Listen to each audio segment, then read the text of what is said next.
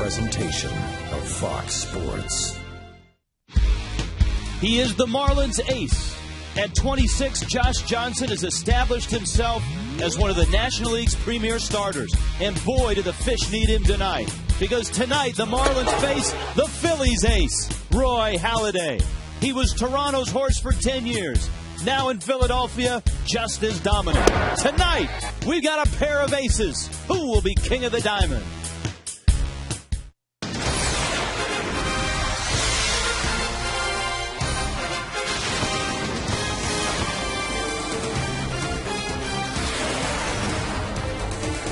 Gorgeous day in South Florida, but tonight the focus is on baseball. It's one of those nights where the stars align. The Marlins and the Phillies meet game 2 of a 3-game series.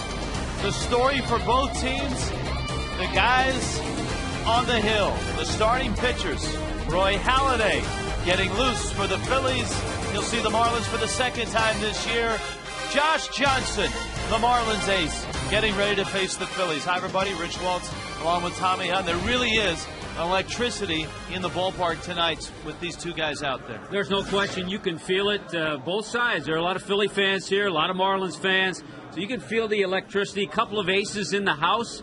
We'll see what the wild card's going to be tonight. Well, the Phillies have a lot more experience facing Josh Johnson. Obviously, he's been in the league since 2006. Than the Marlins have facing Roy Halladay. The Marlins have faced Halladay this year, and it was back in Philadelphia. Yeah, and he pitched well. He pitched 8 innings in that game, had a big lead. Here's a guy who's just been tremendous. This year, he leads the major leagues in complete games, shutouts, and innings pitched. Since 2002, he has more wins than any major league pitcher. He is truly an ace.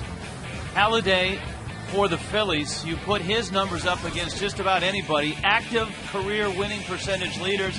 He's been going back and forth with Johan Santana. The Marlins just faced Tim Hudson there as well. Yeah, and he's very stingy in giving up the long ball. Roy Halladay's allowed just 3 home runs this year, too. So has Josh Johnson. I know. And let's talk about JJ tonight. It seems like whenever the Marlins need a win, they happen to find JJ on the hill. That's his career against the Phillies, 4-2 with a 4.25 ERA. Here's a good number, Rich. 6 times this year, Josh Johnson has started a game after the Marlins have lost. 5 of those games, the Marlins have won. Left-handers are hitting just 150 against Josh Johnson. Righties over 250, so he'll see a lot of lefties in the lineup tonight. The Marlins have dropped 3 in a row. They need a win in a big way. Roy Halladay is standing in their way. Josh Johnson going for the pitch when we get back. A familiar face. Tank is back. We'll catch up with Taylor Tankersley when we return.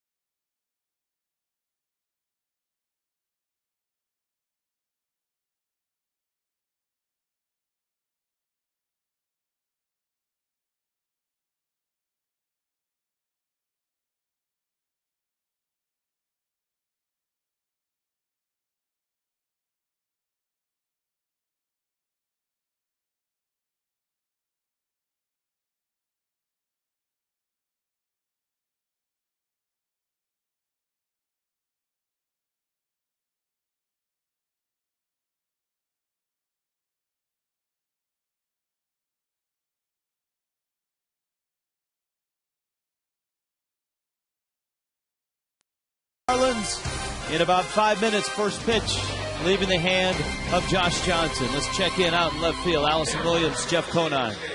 Hey, Rich, how you doing? Well, Jeff, it's been a busy week for the Marlins, especially in the bullpen. We saw them make some roster moves, including Taylor Tankersley getting called up 2 days ago. We've seen him pitch in a couple of the games here. How important is it to have a guy that can come in and get out lefties? Well, it's critical, especially when you're a matchup-type manager like Freddie Gonzalez. He likes to use matchups later in the game.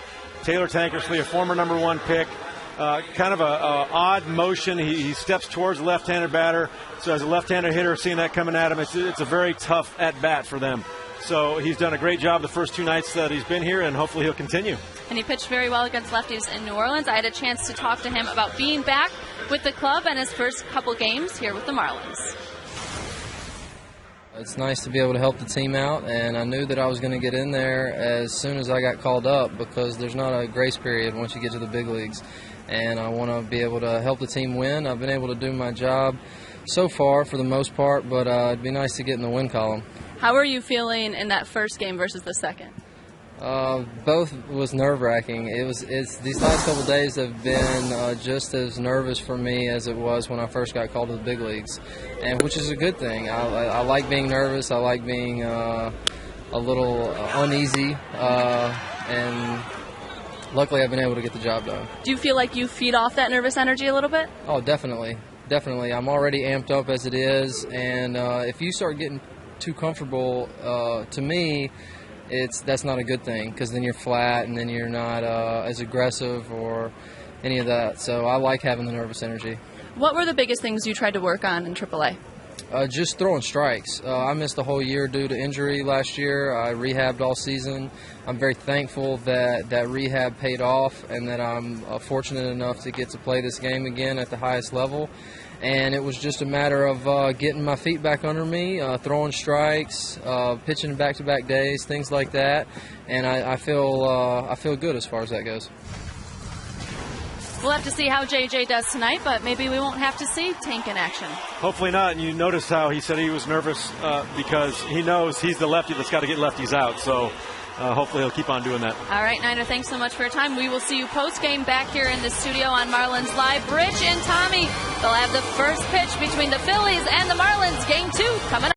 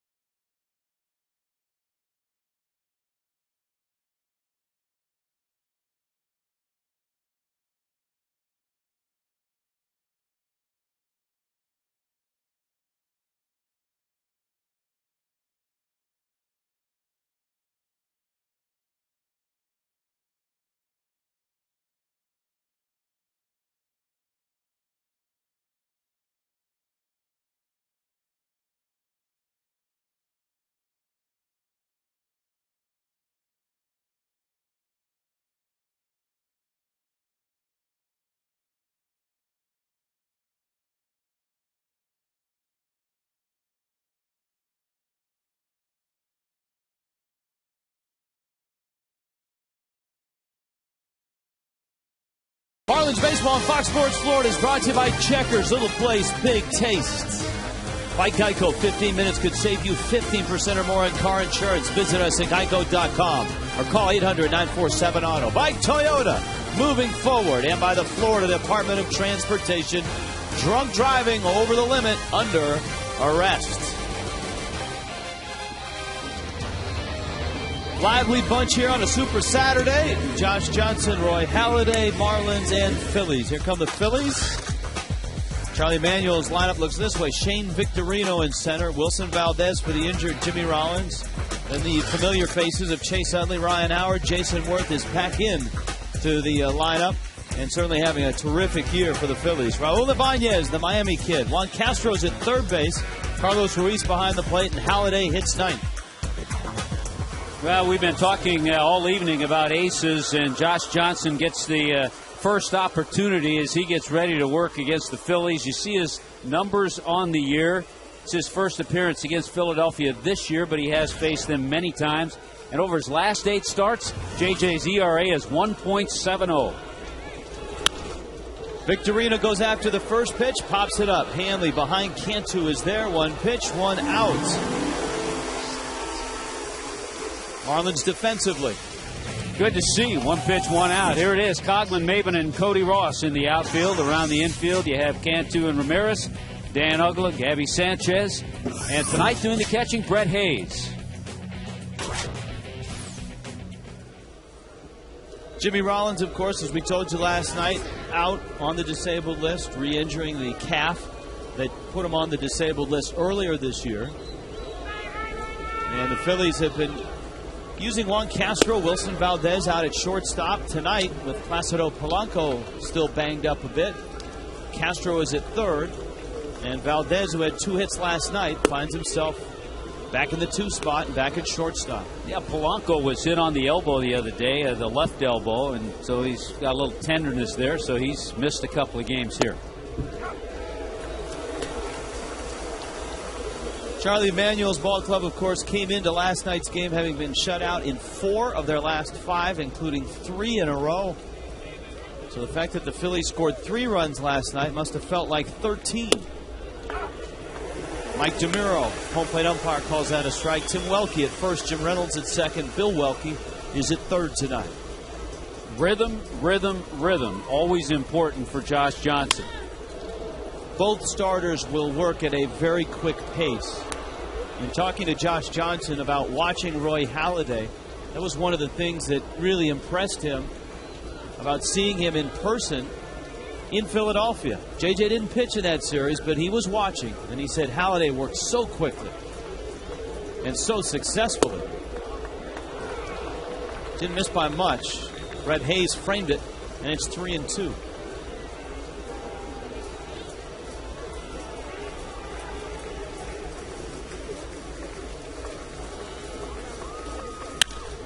Ball's hit well. Left center field. It's in the gap. It's going to get to the wall. On a hop, Maben will field it there. Valdez stops at second. And Wilson Valdez, of all the big names that the Phillies have, Valdez is the guy the Marlins can't get out right now. It's his 3rd hit already of the series. Well, and it's what happens when you fall behind and you get to 3-2 and you have to throw this fastball. Here comes the fastball, pretty much middle of the plate. Valdez, knowing that he has Utley and Howard behind him, knows that he's going to get that heat and got himself ready for it. So now the slew of lefties with Utley, Howard. You've got Worth breaking up the trio with Ibanez following him. But Utley and Howard have had plenty of experience against Josh Johnson and success against JJ. But the wrinkle here is that this year, Josh Johnson is getting lefties out with much more efficiency than he's getting righties out. A couple of things. Obviously, he has to get ahead to put them away, and I think he's had a much improved changeup this year that's been effective against lefties. There you see the numbers. Utley in his career 7 for 22 against JJ. Ground ball, Uggla. Dan has it and throws Utley out. And here comes Howard.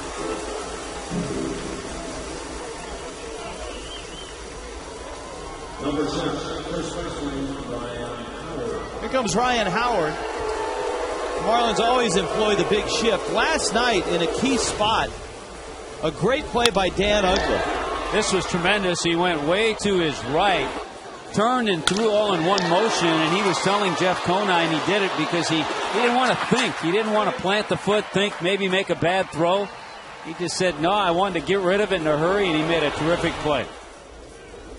So the Marlins will shift over, although Jorge Cantu has to stay close at home because there's a runner at third base. Howard has had success against JJ. There's the shift. That's Hanley just behind second. Marlins would love to give a glove to Jim Reynolds, the umpire between. Yeah, he's got that gap filled up nicely. between Ugla and Hanley, and say, here, if it comes your way, make a play. Center field got in on him, and Maben trots in, makes the catch. JJ gets through the first unscathed. Fish coming up against Halladay.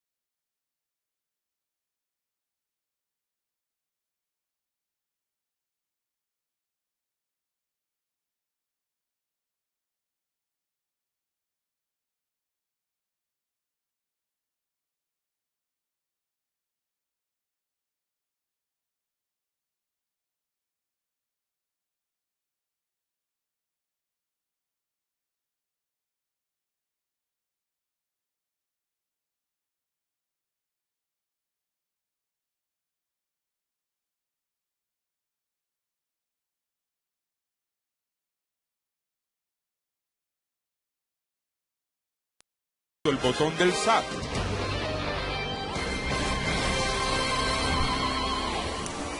Sun Life Stadium, Marlins and Phillies. Here's the Marlins lineup. Chris Coghlan leads it off. Gabby Sanchez right behind him at first. Hanley Ramirez at short. Jorge Cantu at third. Dan Ugla. Cody Ross riding a 7-game hitting streak. Brett Hayes gets the start against Halladay. Cameron Maben in center. JJ hits ninth. And it's Halladay and Coghlan to open up the bottom of the first inning.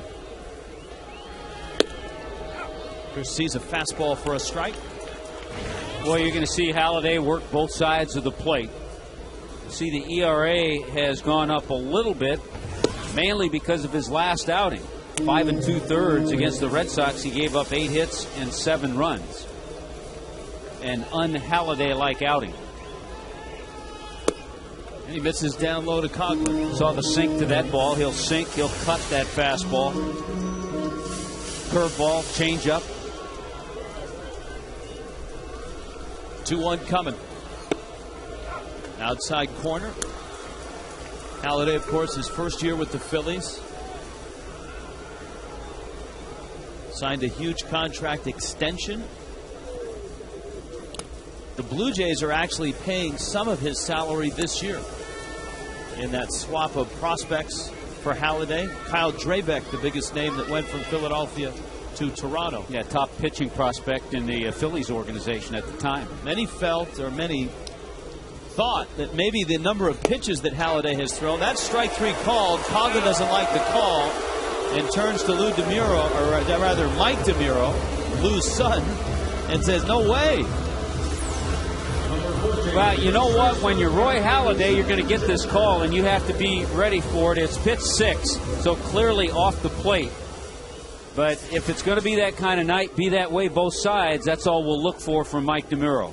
His father, Lou, a longtime umpire in the major leagues. Gabby Sanchez, breaking ball, strike. Sanchez a 1-for-4 night. He has a 5-game hit streak. and Halladay pounds him inside. We showed you the highlights of Halladay facing the Marlins earlier this year in Philadelphia. It was a wipeout of a game. Halladay had an 8-2 lead. He left after 8 innings, gave up 2 runs. Not of his own choice, though. No, he wanted to stay in.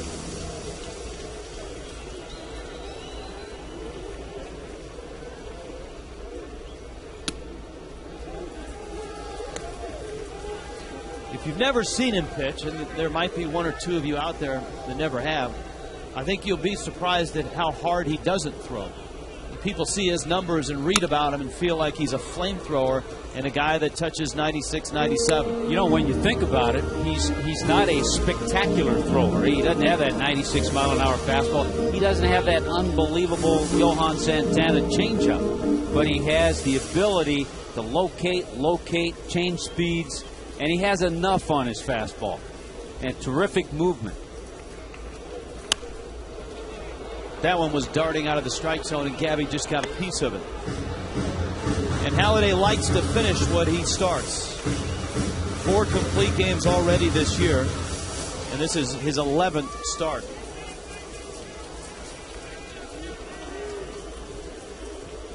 "53 complete games in his career, and he strikes out." Slow curveball there. Gabby Sanchez. I think in the defense, as we check it out with Ibanez, Victorino, and Worth in that outfield, you look at third, you have Juan Castro, not Greg Dobbs, a left-handed hitter. Charlie Manuel wants good defense in that infield. Castro a better defender than Dobbs. Everything else setting up the same, especially because he has Halladay on the mound. He wants that kind of defense out there.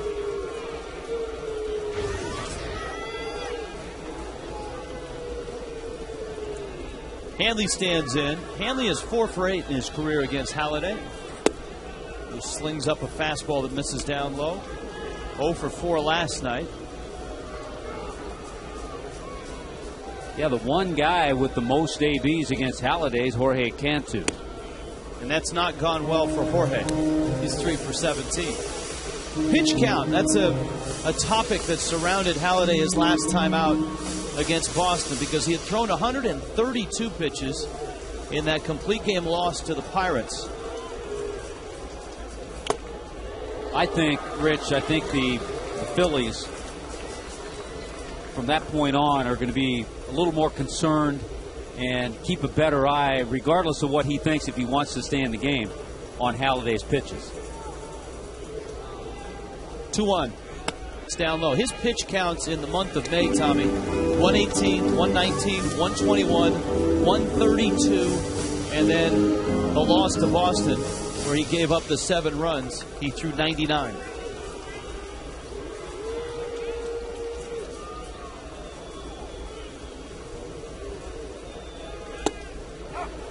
A strike.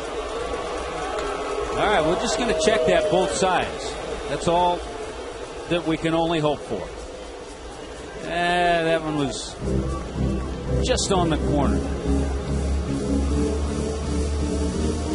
But you can see the obvious pattern of where Halladay is pitching Hanley Ramirez. You don't see too many pitches in the middle of the plate either. Or in the inner half.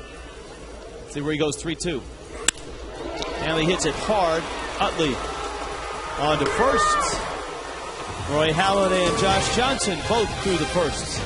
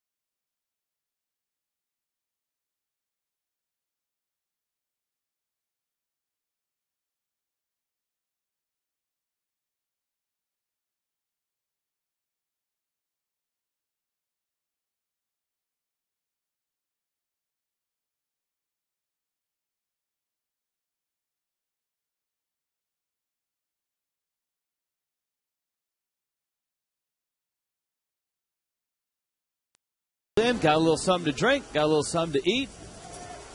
On a super Saturday here at the ballpark, Josh Johnson gets Jason Worth, Raul Ibanez, and Juan Castro here in the second inning. And JJ's fastball misses up. Here is Worth, who got the night off, at least most of the night off last night. He came in a double switch, ended up getting an at bat and popped out. But Worth has kind of been the man for the Phillies. A guy that really blossomed last year, an all-star season for him. An on-base percentage of .373, 36 homers, drove in 99. Look at that nasty slider. The bottom fell out of it.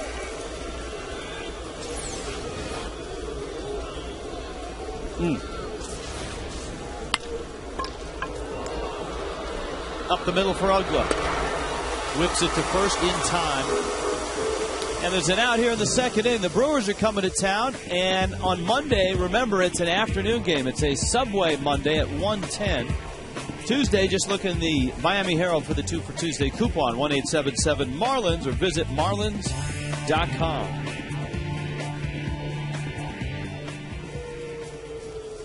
Here is Ibanez. Probably plenty of family and friends on his ticket request list last night and tonight. Still lives here in Miami in the offseason.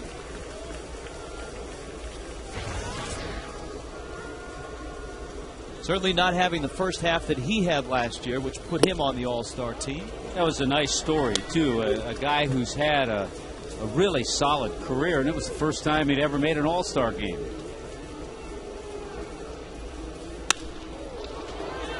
Fly ball left. Cogs goes back at the track, makes the catch.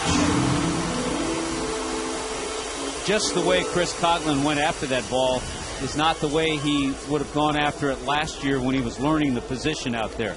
Kind of turned, went right to the spot where he anticipated the ball coming down and made the catch. Here's Juan Castro now. As we told you, Placido Polanco dinged up, hit by a pitch, a sore elbow. And so Castro getting the start at third base. Just his first start at third base. And he started all those games when Rollins was out at short. He played pretty well. He had a very good series defensively against the Marlins up in Philadelphia at shortstop. Obviously, everyone in Philadelphia is hoping that the calf issue that Jimmy Rollins has is not something that is reoccurring the rest of this year. Because Rollins hurt it early in the season, came back, and then hurt it again. It's his second trip to the disabled list.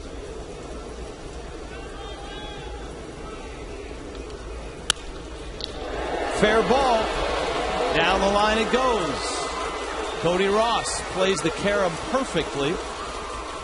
And Castro has a double. Well, go figure. Wilson Valdez and Juan Castro have done the damage so far, each with doubles. Utley, Howard, Worth, Ibanez have not done anything. The fastball, each has hit a fastball out over the plate. And Castro, give him credit. He's a veteran player, 37 years old, been with many organizations. He's a good guy to have on a ball club.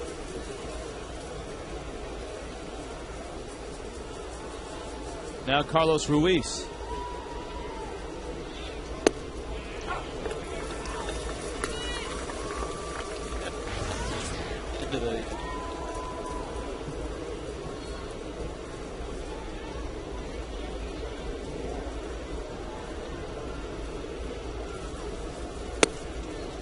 As Tommy and I pointed out, Ruiz has always been an unsung hero, so to speak.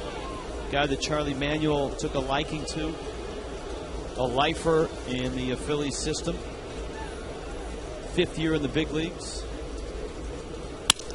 Ground ball off of JJ. Ugla backhands his throw. Not in time.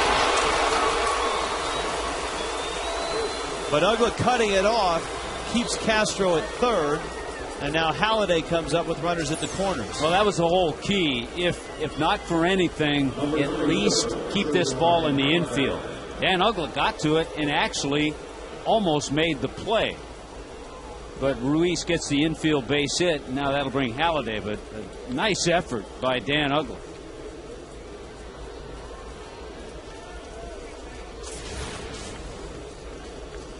So it's Halladay, and obviously all those years in Toronto, whatever hitting skills he had when he signed out of Colorado, probably diminished greatly. Well, he has 4 hits this year, but with all the complete games, all the innings, he has 33 at bats. He's 4 for 33.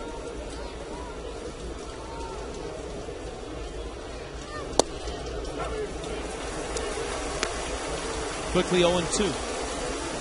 Arvada, Colorado. A Denver suburb.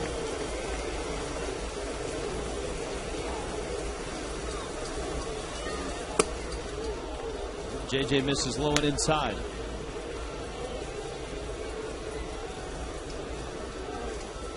Juan Castro, a double. Ruiz, an infield single. Phillies have 3 hits against JJ. And down goes Halladay. Phillies lead those 2 runners. We are scoreless in the bottom of the second in South Florida tonight.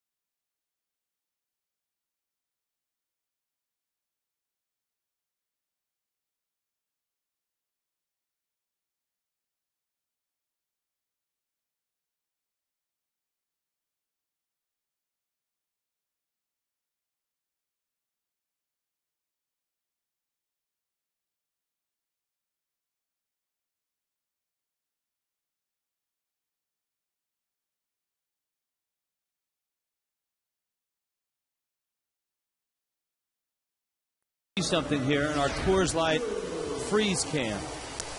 Josh Johnson trying to get out of that inning, and JJ facing Roy Halladay. Well, think about it. Remember, he did not have a strikeout against the White Sox, so his first strikeout tonight. You can kind of see that what we call the cement mixer look in the rotation. And Halladay, of course, 0 for his last 13, only 4 hits on the year. As a pitcher, he doesn't pick that up as well, and he chased it. I'll tell you what, a lot of good hitters will chase that pitch too, though. That's what's known as a tight slider, when you get that little dot. And that's one thing a hitter will try to see, that dot. If he can pick up that little dot, he can kind of realize he's got a slider coming his way. Sounds a lot easier than it is, though. Here's Cantu with Uggla and Ross behind him. Halladay worked a 1-2-3 first. He did throw 19 pitches. And Cantu sees a breaking ball for a strike. Jorge, in his days with the then Devil Rays, saw an awful lot of Halladay. 17 at bats worth. He's 3 for 17. You know, the thing that Jorge told me about his at-bats against Halladay, he said Halladay hasn't adjusted. He's tried to adjust, but he said he basically stays the same. In and out, changes speeds, uses that slow curveball. Well, he's a pitcher that underwent a massive makeover after he got to the big leagues and had some success. Actually got a nice contract in Toronto. And then absolutely fell apart early in his career. In 2000, in 67 1/3 innings, Halladay had an ERA of 10.64. To this day, it's the worst ERA in history of pitchers that have thrown at least 60 innings in a season. And the Blue Jays had no idea what to do with him at that point because they owed him over $3 million at the time.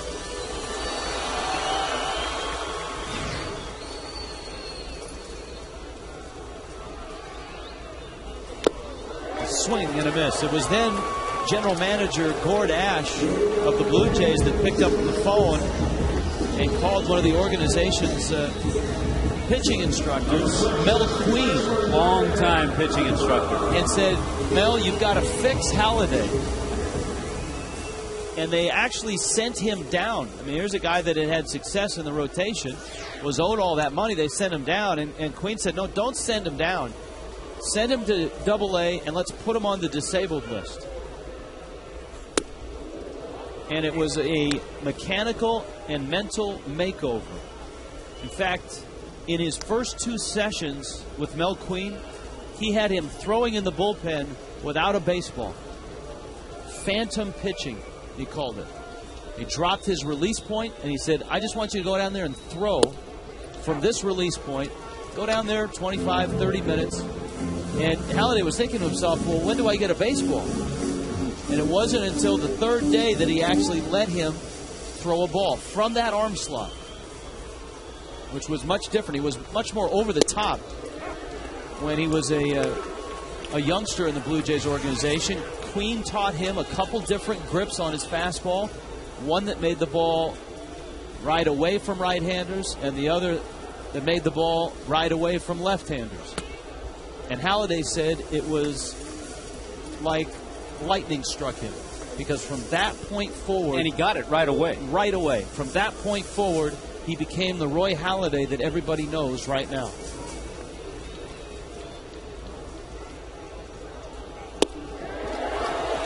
Ugla goes down swinging. And the Roy Halladay that everybody knows now is one of the dominant pitchers of his era. Well, he's piling up strikeouts. He got the curveball there to get Dan Ugla, and that's his 4th strikeout. He's also had 3 full counts, so the pitch count is getting up there, and that's good news, because if that pitch count gets a little too high, he may have to come out of the game. Cody Ross now with 2 outs. Halladay with 4 strikeouts already. And a chopper towards third. Castro across the diamond in time. 12-pitch inning.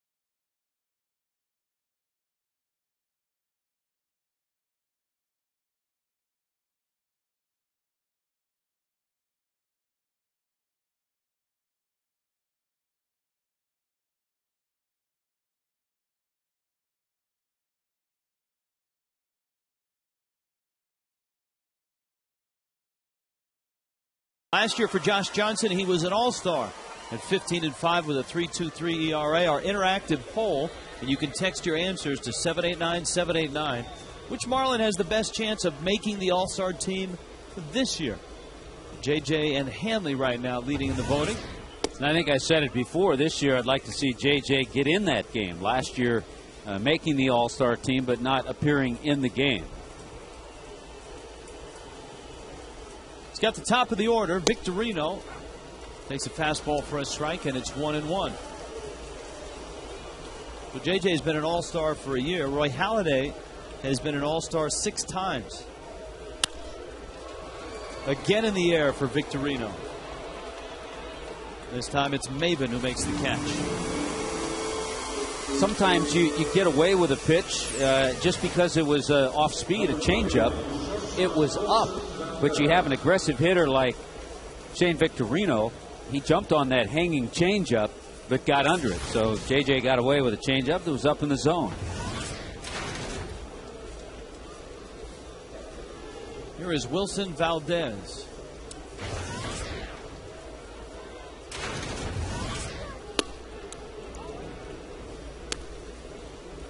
As we told you in the outset, the National League East continues to be tightly packed. The Phillies with a 1.5 lead over Atlanta.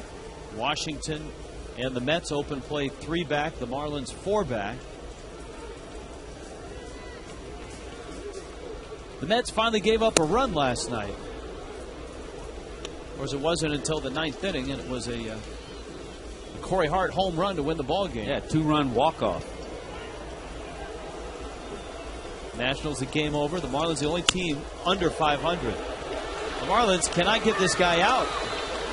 Wilson Valdez is 2 for 2. He had 2 hits last night. And Utley is coming up with Valdez at first. See, with the starting pitching problems the Mets are having, Maine and Oliver Perez, and Fernando Nieve is starting for the Mets tonight. Well, you never know who's going to have a big year when you trade for him or pick him up or sign him. I mean, who would think that Carlos Silva would be 7-0 for the Cubs? As he shut out St. Louis today, 5-0.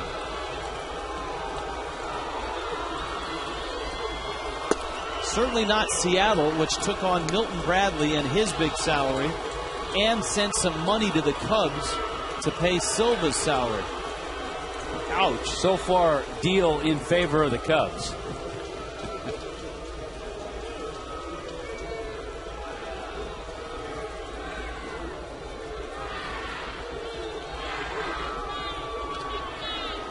We talk so much about Utley and how he crowds the plate. Sometimes that can almost block an umpire's view. Look at this pitch. If he sticks his elbow there, it hits him, and that pitch is a strike. And that's where you have to pitch him.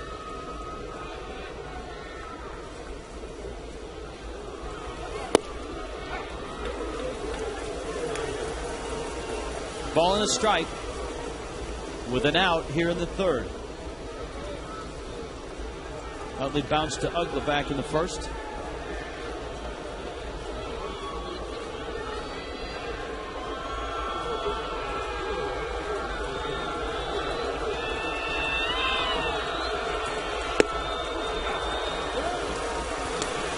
It's almost a quick pitch by JJ. Utley was in the process of taking his bat back when JJ started his delivery to the plate. He almost didn't look ready for that pitch. Yeah, and I think it was a 90-mile-an-hour slider.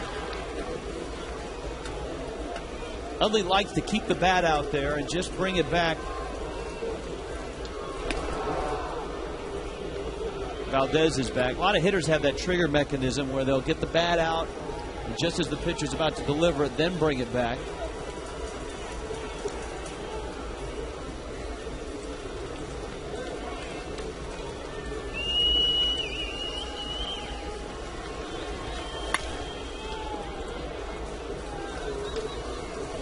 And we talked about it last night. Over the last 3 years, Utley's been hit 54 times. But frustrating for pitchers because you can see some of those pitches are close to being strikes, but he has the patience to take them. So what he does, he just makes you go a little bit away, and then you go right into his strength.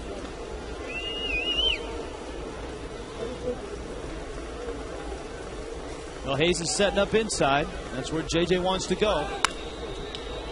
With the runner going, Utley pulls it foul. It's 1-2.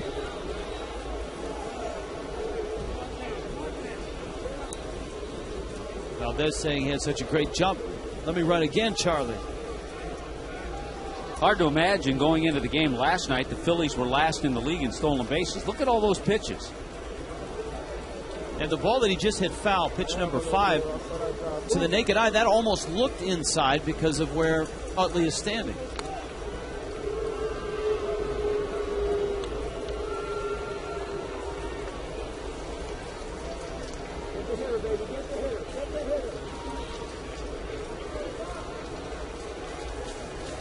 Utley right in the back of the box and right up on that line.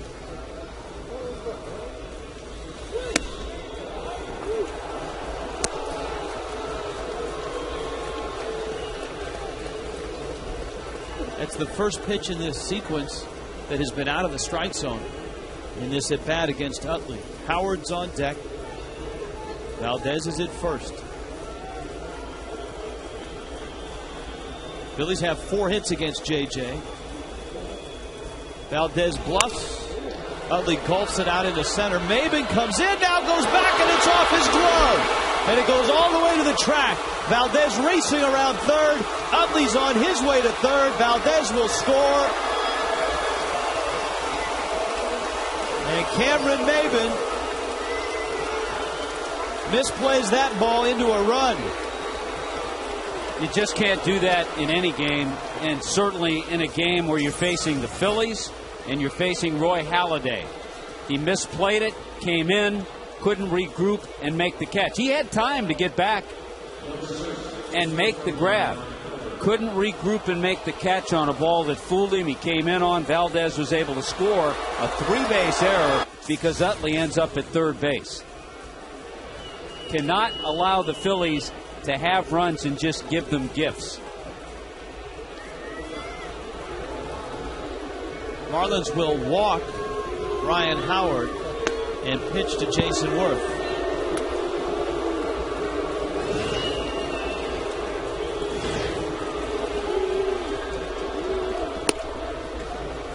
And they'll take a shot at a ground ball and try to get out of the inning.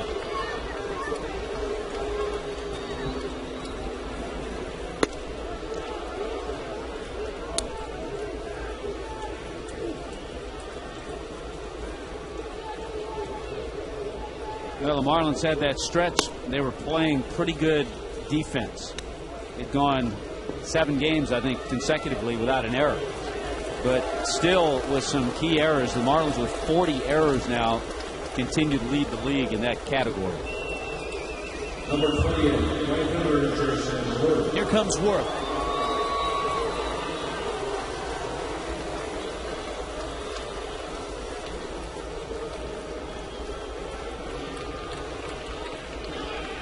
Utley and Howard now at the corners. Worth, his name sprinkled among the league leaders in a lot of categories. His .309 average, 10th in the National League. Tied for total bases with Ryan Braun. Jason Worth was an all-star last year. He should be again this year. Next year, he might be wearing another uniform because his contract is up. And a lot of Phillies have long-term deals. Ryan Howard just got a huge extension. Utley is signed through 13. Rollins has another year on his deal. Victorino through 2012. Ibanez another year on his deal. But Worth getting $7 million this year and is a free agent.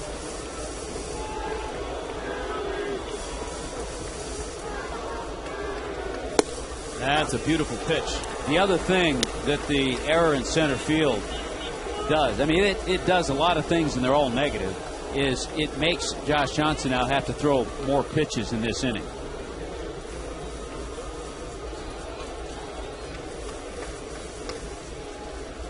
And of course what that does is speed up the timeline to when Freddie Gonzalez has to go to the bullpen. 23 pitches in this inning now for J.J. Utley and Howard with the full count. See if Howard's on the move. Nope. With good reason, Worth strikes out. Yeah, Charlie Manuel knows his hitters. He doesn't want to run himself out of an inning. And if Howard had gone, that's a strikeout, throwout, inning-ending double play. That's just some good old fastball by Jason Worth.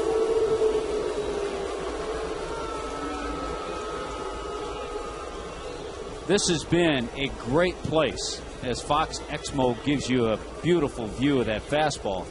For Josh Johnson to pitch, he's 4-0 at home, and his ERA in 6 starts on this mound is 1.80.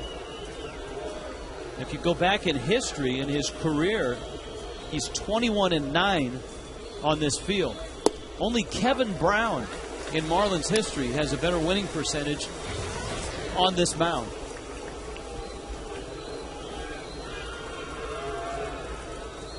Brown 20-8 over 2 seasons.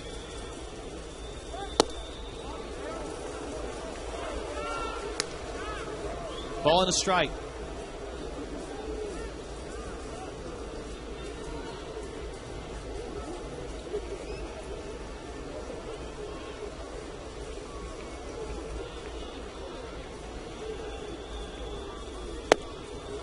At the knees at 96.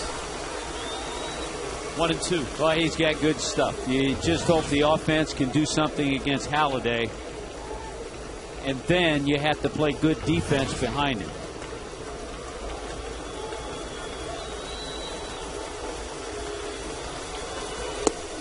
Got him. Strikes out Ibanez. The error costs a run, but J.J. bears down and leaves Utley out at third and Howard over at first. 1-0.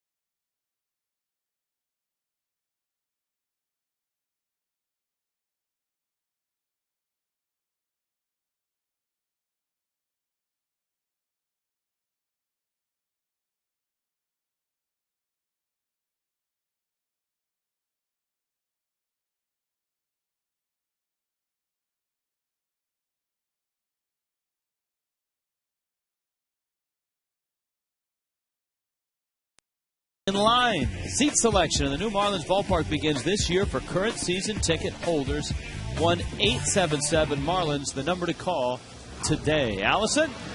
Hey, Rich, you guys talked earlier about Halladay's demotion to A-ball when he was 23 years old, and while there was a lot of hard work and coaching that went into his return, there was also a book. You see, when he was ready to walk away from the game, his wife, Brandy, went to the bookstore, and she bought every book she could find on self-help, depression, and then she went to the sports section, and she saw this book, the mental ABCs of pitching. So she picked it up, brought it home. Not only did he read it and benefit greatly from it, but the GM of the Blue Jays put him in touch with the author, H.A. Dorfman, and he said that is when he saw the biggest difference. First of all, it simplified things for him and made him take more of a positive mental approach, and secondly, it taught him to focus on just executing the pitches and simplify things. His wife, Brandy, said that the book and Dorfman helped his pitching career, our marriage, the way we look at life in general. She said it absolutely saved his career. guys. And Harvey Dorfman may put that on the next edition of that as a, just as a recommendation on that book. Harvey Dorfman was hired by the Oakland Athletics. I met him in Bend, Oregon, when he was up watching an Oakland minor league team with then general manager Sandy Alderson. And Alderson had him work with a lot of the A's prospects. That's almost a collision between Worth and Victorino. But he's one of the pioneers in sports psychology. Yeah, Harvey Dorfman worked with John Smoltz early in his career. Here's JJ now. That high pitch count that we were talking about for Halladay in the first inning, well, he's kind of solved that. He had an 11-pitch inning in the second, and he's only thrown 35 now in the ball game. JJ climbs in and takes down low. And JJ's pitch count has climbed up to 59.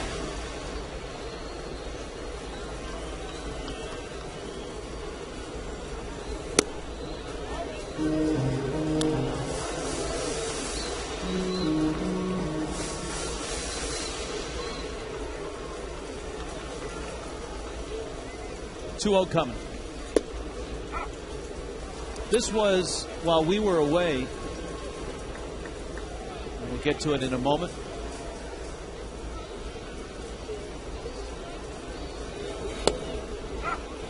Wow, that's a tough strike. Doesn't have to be a strike. You like to see that. Yeah. Good teammate. He knows that Cameron may pick him up on another occasion. That last pitch wasn't a strike. And JJ goes down swinging. Roy Halladay has faced the minimum through 3.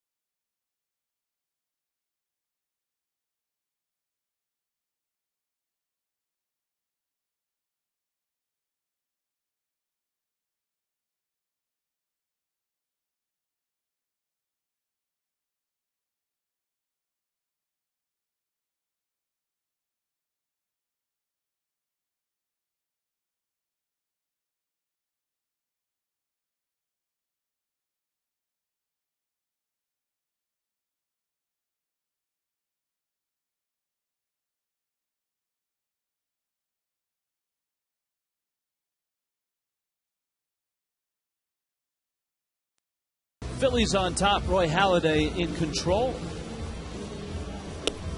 Our AT&T trivia question. Toronto's first round pick in '95. Who was the first pitcher selected that year? 1995. I'm bad on dates to figure who went early and who went in those rounds. So let's ask the crack staff. Is he still in the game? That's a no?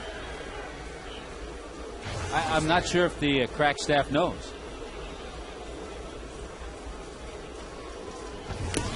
Might be on the disabled list, or maybe he's been sent down. So we've been told he's in the game, but not in the big leagues. That means he's playing in the minor leagues.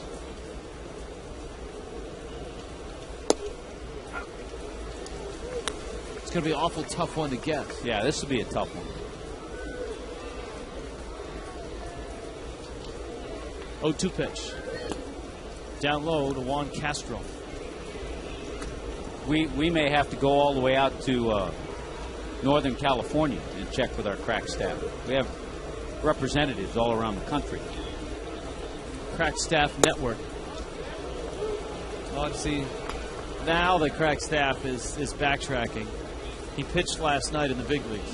Yeah. Way to go, Crack Staff. Here's the 2-2. To center. Maben is there, and he makes the catch. Another ball, Tommy, where he appeared to come in just a step. But that one he corrals. You know, we talked about this last night on the ball that Raul Ibanez said he comes in, and because he took that route, he couldn't get to it until it got to the warning track. And then 2 or 3 steps in on that ball, hit by Utley, and could not regroup and go back and make the catch. So JJ gets Castro. Here is Ruiz, and then you've got Halladay.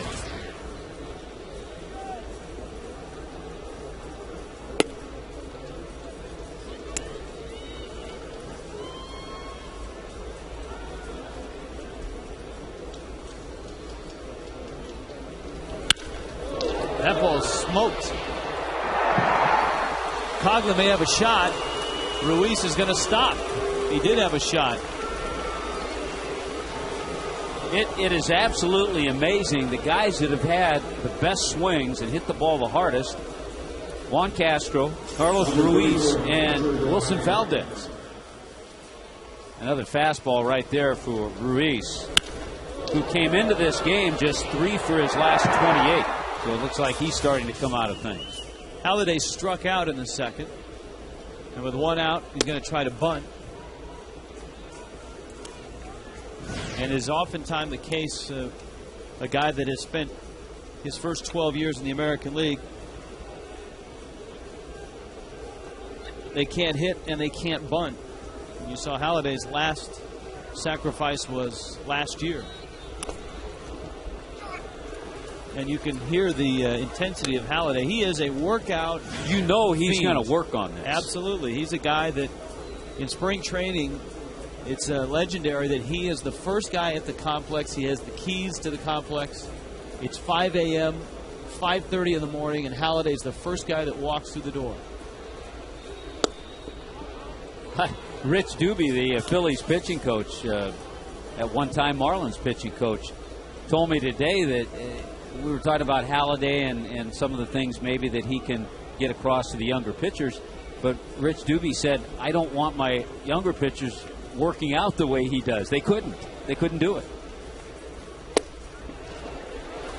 Down he goes.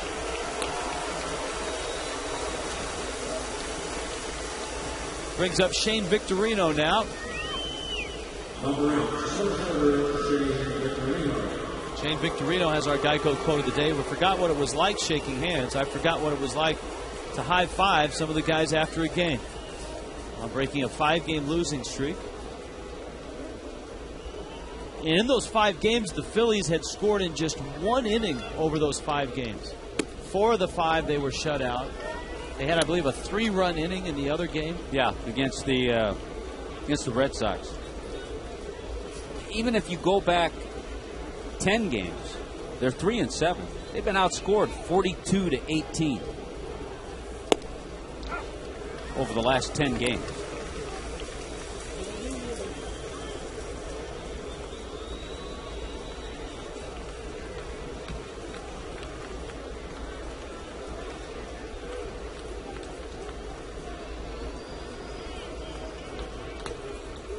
JJ tosses over to first, and Ruiz is back. Well, sometimes this game is totally hard to figure. Remember how the Marlins pummeled Freddie Garcia in Chicago? He had nothing. He went 7 innings, gave up 2 runs, and beat the Rays last night. That was an unbelievable box score to look at, having seen Freddie Garcia's last start. Cantu makes the catch. JJ gets through the 4th.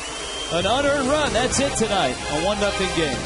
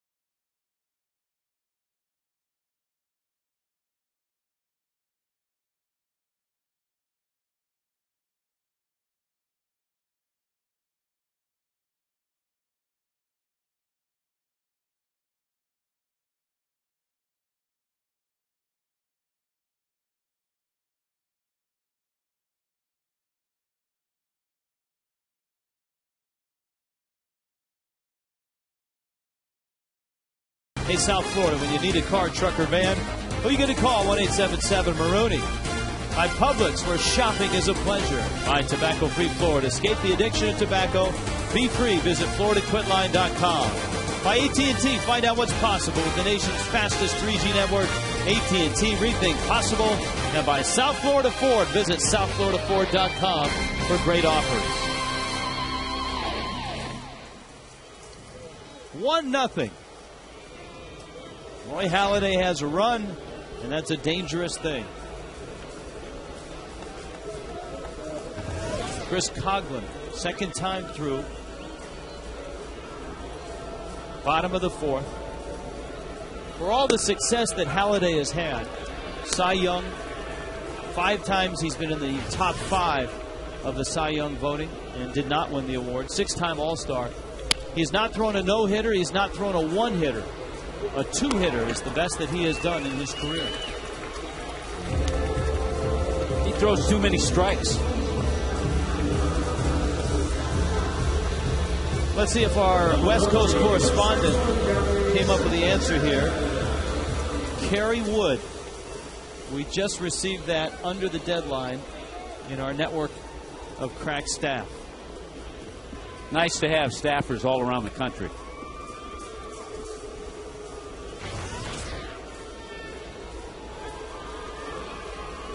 Are they on retainer? No. No. Just part of the volunteer crack staff network. Hoping that we make some T-shirts and maybe send them one.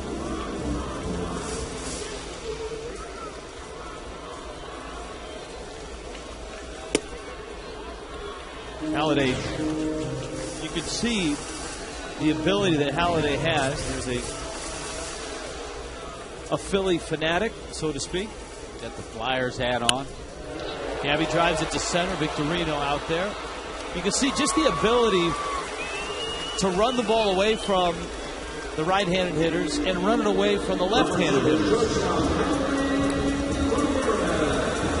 Yeah, he can get in on both hitters, lefties and righties. He can cut it into lefties, run it into right-handers, and then he goes away.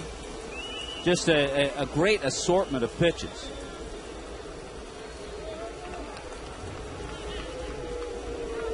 And so far, the Marlins have not even had a real good swing and squared up the ball and hit it sharply. Hanley's might have been the hardest hit, the one that he sent out Utley's way.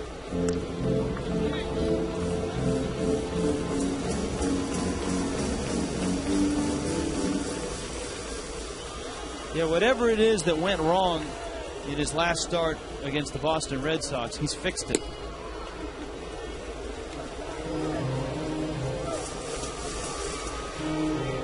Well, he came into this game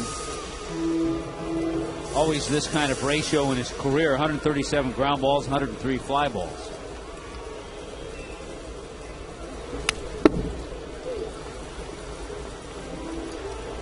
But I facetiously said when I said he throws too many strikes to have thrown a no-hitter or one-hitter, because he likes to walk guys, he likes to throw complete games, so he's always going to be around the plate.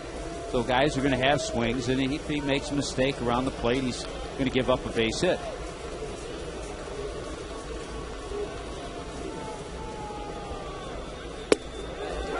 And then he can throw a 2-1 breaking ball like that. Yeah, that breaking ball for Halladay is a curveball. You can see the velocity is usually in the upper 70s.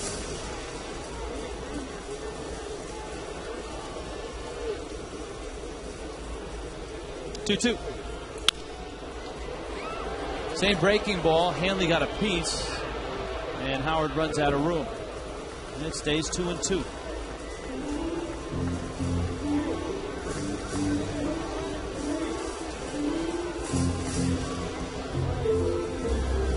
Just about everything about Ryan Howard defensively has improved this year, except maybe his throwing. He still has trouble on that throw to second base, but he moves much better. His glove work around the bag is better.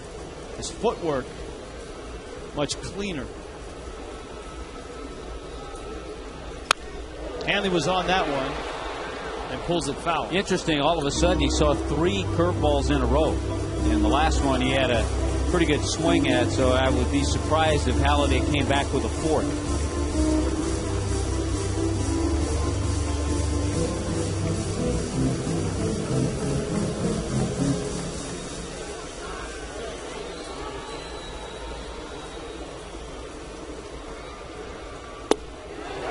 Inside corner.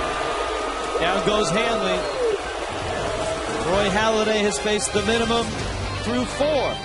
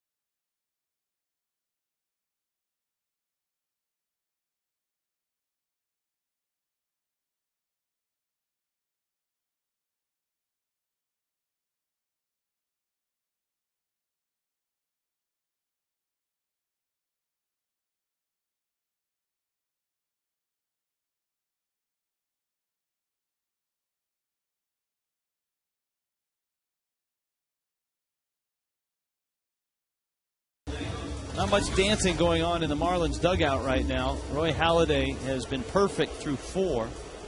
Josh Johnson will get the troublemaker, Wilson Valdez. Chase Utley and Ryan Howard. Valdez has 2 hits, a double and a single. And so JJ, no first pitch fastball for him, a breaking ball for a strike. And that breaking ball was pitch number 75.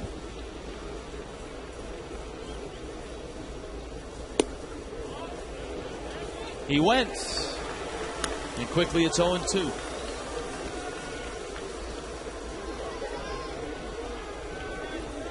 The run that the Phillies have scored is an unearned run.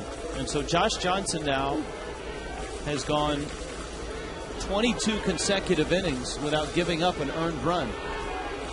Well, we told you his last 8 starts coming into tonight, his ERA was 1.70. The other thing that he's done so well, but he's going to need some offensive help. He's had 6 starts after Marlins losses, and he's won 5 times. Or the ball club has won 5 times.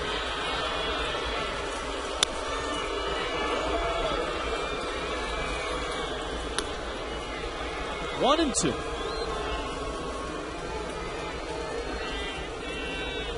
Opposing hitters hitting just a little over 200.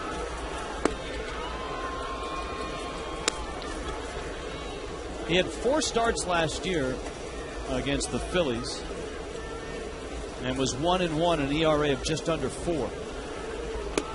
And he strikes out Valdez to open up the 5th. That's a nasty backup slider.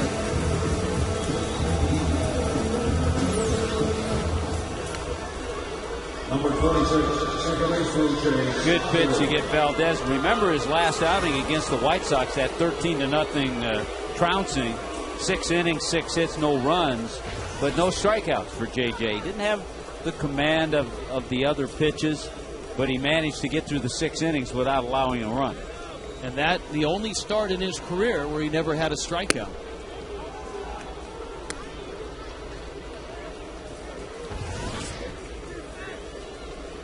Utley hit the ball that may have been misplayed into a 3-base error. That scored Valdez.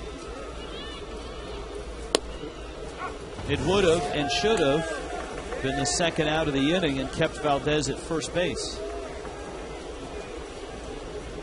As it was, Utley ended up at third. The Marlins chose to intentionally walk Ryan Howard, and J.J. really had to bear down. And he did. He struck out Jason Worth, and he struck out Raul Ibanez, two quality big league hitters. And the Phillies have a bunch of guys in their lineup where you really have to bear down every time they come to the plate. Utley being one of the main culprits. Oh, good slider. Yeah, because they're guys who aren't free swingers. They work counts. Utley makes you work every time he steps in. Howard, a little more of a free swinger. If you get ahead to him, you can make some pitches, get him to chase. Up the middle, Hanley had him played there. The nifty play is out number 2 here in the 5th inning. Nicely done by Hanley Ramirez.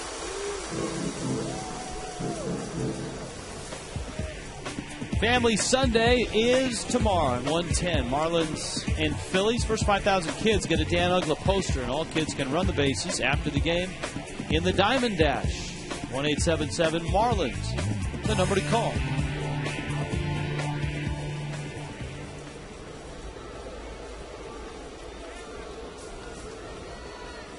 Now it's Howard. The deal that Howard signed, we were talking about Worth being a free agent next year. The deal that Howard signed, enormous, and it has sent shockwaves through Major League Baseball. Especially in St. Louis. And in Milwaukee. Yes. Where Prince Fielder is thinking about his next contract. And of course, Albert Pujols is a year away as well. But he already had a contract in place which paid him $19 million this year and $20 million next year. So the contract extension he signed has him signed through 2016. And that's a 5-year, $125 million contract. And if you add these 2 years to that, that's 7 years and what, $165 million. And right now, Ryan Howard is 30 years old.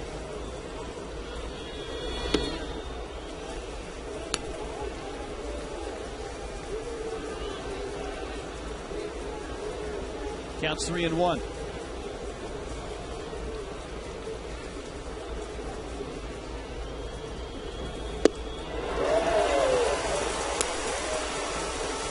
Our league leaders brought to you by JM Lexus. Home run rate. That's one of the reasons they gave him that contract. Well, an MVP in 06. Rookie of the Year in 05. And we mentioned it last night. He's averaged 50 a year, 50 home runs a year the last 4 years. Fastest in Major League history to get to 200 home runs, eclipsing the record held by Ralph Kiner. 3-2. Drives it to left. Coughlin is there and makes the catch. And J.J. works a 1-2-3 fifth. 1-0 Phillies.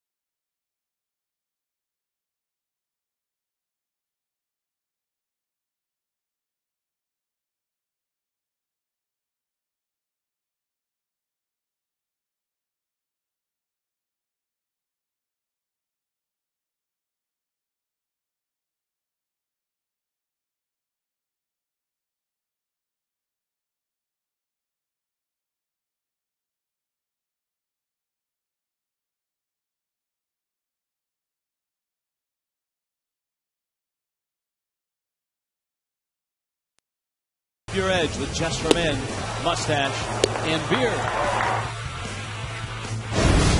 6 strikeouts. And here it's Cantu with Uggla and Ross behind him. The breaking ball. You can see Halladay, second time through the lineup, is starting to feature that breaking ball. He didn't show many hitters that the first time through. Yeah, a little bit. He's throwing more curveballs second time around. Cantu gets jammed. Utley charging to his left, fires the first in time. You remember how he got that pitch count up? We talked a little bit about it. The first 4 batters, he threw 25 pitches. He's thrown 27 pitches to the next 8 batters. The type of guy that Halladay is, Tommy, I'll bet you he read the stories or heard the talk that 132 pitch effort against the Pirates took so much out of him that he had nothing left for the Red Sox. As we talked about, the Red Sox knocked him around 7 runs in 5 2/3 innings. And just in reading about it, Halladay, talking to people about him, you get the sense that he saw that and he said, well, I'll show them. And here he is, perfect in the 5th inning in his next start. And what did he do? He started Uggla out with a changeup and then came back with a fastball, and he's quickly ahead 0-2.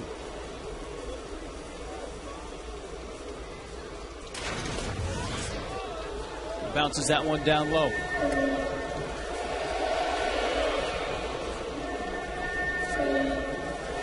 Uggla struck out in the second. Now, Uggla's had success against Halladay. 4 for 8 with a home run. And that home run was this year in Philadelphia. Well, Halladay knows, and he's only allowed 3 home runs this year, as has Josh Johnson. But he knows the Marlins have a number of hitters, 1 mistake, and this is a tie game.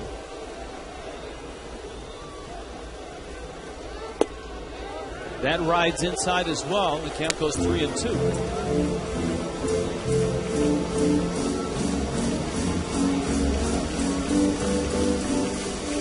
81 innings. He has walked just 12. And Uggla had to go after that one. You can see it diving back into the strike zone. Oh, yeah. He's still not going to give in and throw one right down the middle, 3-2.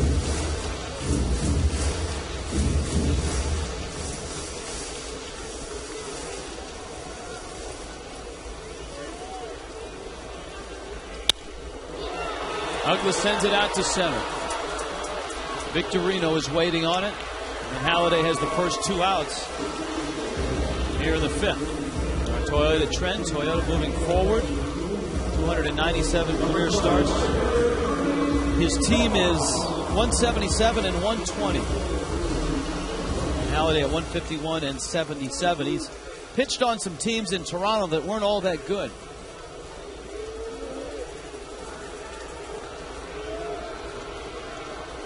Tell you what, the Toronto Blue Jays this year are pretty good. Have some home run power. Thought I saw a note today. They've hit 49 home runs in the month of May. Put that in perspective, the Marlins have 47 home runs the entire season. The Phillies have 50 home runs the entire season. They've hit 49 in May. Hey, the Blue Jays won again today, 5-2. Vernon Wells, Lyle Overbay, Aaron Hill, all homering in that ball game. Overbay hit 2. And Halladay's old team is now 29 and 22, 7 over. It's one of the better records in the American League. Unfortunately, it's 3rd place in the American League East. Roy Halladay is perfect through 5. 1-0.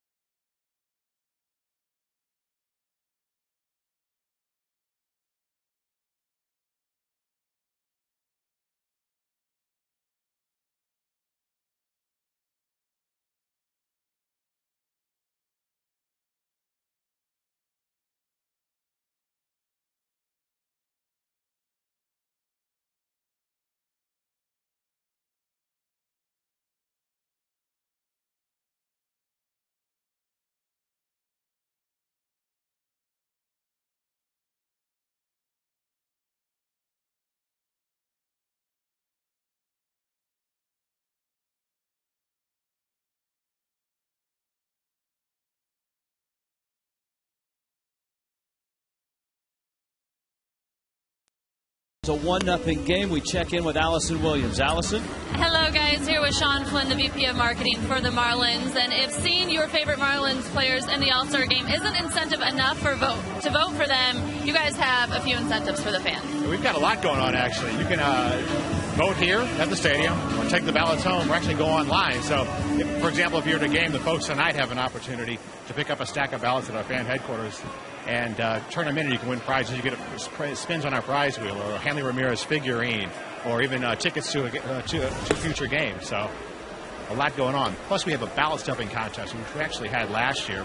We almost got about 500,000 ballots entered through this thing. I think we helped Hanley make it over the hump last year. But you know, increments of 1,000, 5,000, 2,000, all the way up to 20,000. You can win suite nights and autographed merchandise and meet and greet with players. And the grand prize winner actually gets a suite to a game and an autographed All-Star poster. And when do you give these away? You can come pick those up anytime. To do the in-stadium balloting, just stop by fan headquarters when you're here in the stadium. Or when you're here, also you can grab those and take boxes and boxes home.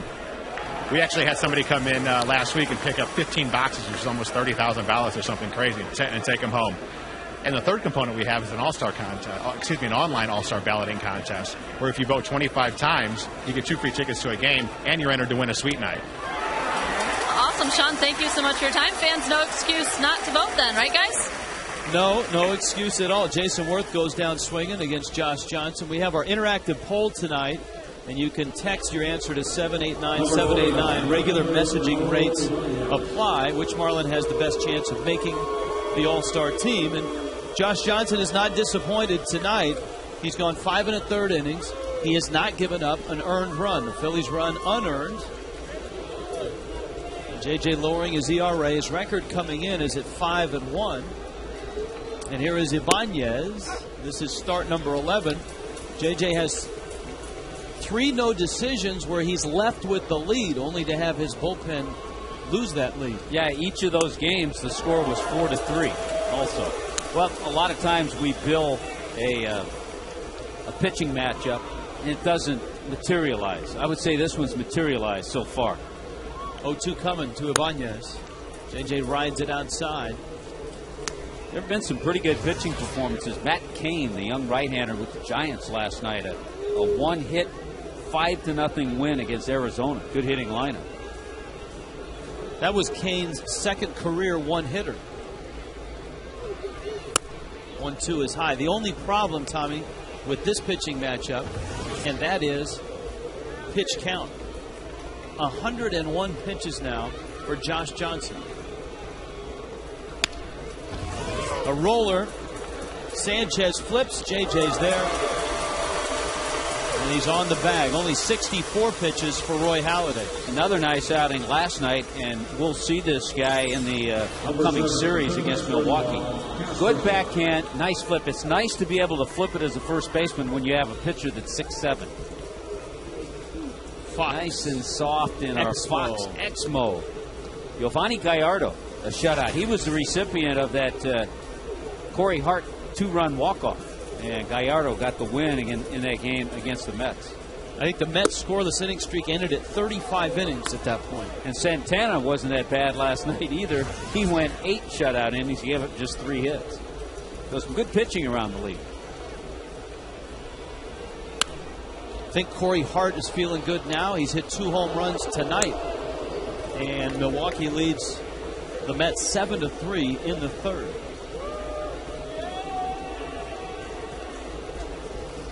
I don't think offense has ever been the question mark for the Brewers. It's amazing the guys that have gotten the hits tonight. I'm just totally baffled. So far, hitless, Utley, Howard, Worth, and Ibanez. They do not have a hit. The hits have all come from Valdez, Castro, and Ruiz. 0 for 11 are Utley, Howard, Worth, and Ibanez. If you want to throw Victorino in there, it's 0 for 14.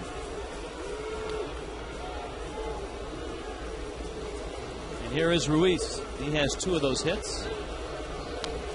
Castro is back in. Ruiz an infield single and a double. And remember, again, as we focus on that pitch count, the pitch count had to go up because of the extra batters and the number of pitches he had to throw in the third inning. when the Phillies got that unearned run on the ball that was misplayed by Cameron Maben. Also keep in mind, as JJ is at 106 pitches, he's due up third in the bottom of the 6th inning. He has thrown 117 this year. He did that against San Diego back in late April.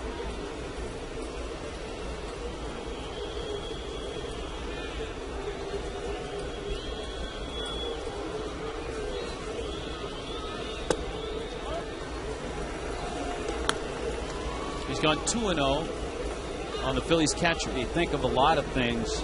He threw just 93 in that game against the White Sox because the game was 13-0, and he got an extra day of rest. That was on Sunday, and here we are on Saturday. So each pitcher, after that 20 games in a row stretch, each pitcher with the off day has been able to get an extra day, each starting pitcher.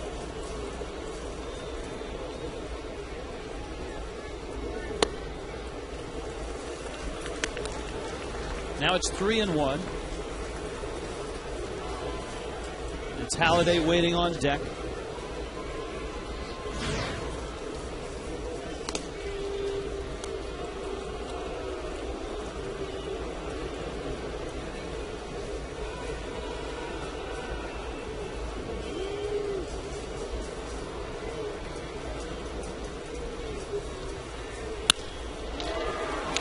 On a hop, Hanley flips to Ugla, and JJ gets through the 6th. An unearned run is the only run of the night.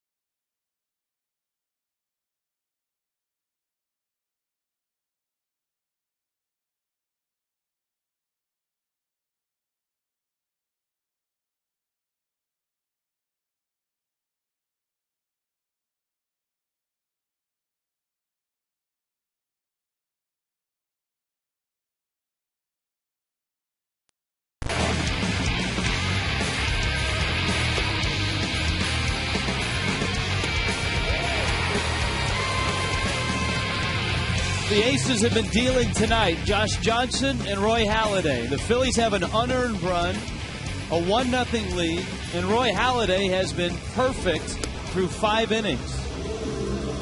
And the Marlins come up with the bottom third of their order in the bottom of the 6th inning. Rich Waltz along with Tommy Hutton on a big night in South Florida. There's the line of Roy Halladay. Right now, the Marlins just want to get a base runner, get Halladay to work out of the stretch a little bit. Tim Wood starts to loosen up. In my mind, that might be a decoy. We talked about JJ being the third batter. I think he's got another inning in him at least. And I'm not so sure Freddie would bring Tim Wood into a 1-0 game. Brett Hayes takes a breaking ball for a strike. There's JJ in the runway. But I think if the Marlins get something going and get a couple of men on, then it might be a different story. Hayes hooks one down the left field line. That's foul. Brett Hayes getting the start against Roy Halladay. He drew a start in St. Louis against Adam Wainwright, another tough as nails right-hander. And he had 2 hits against Wainwright. Yeah, he's not drawing the easy assignment. Ball in the dirt. Ruiz digs it out.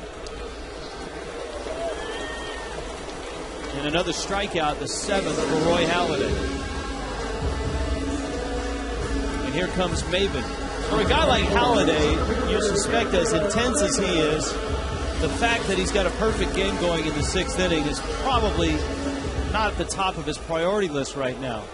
But I'll bet you there are 7 guys behind him that know exactly what's at stake right now, and that he is throwing a perfect game.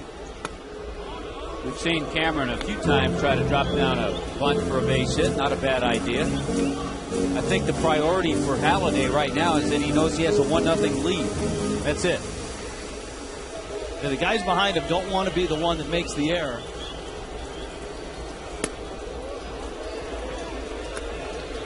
Yeah, what was it? Just a couple of weeks ago, Dallas Brayton, the left-hander of the Oakland Athletics, threw a perfect game.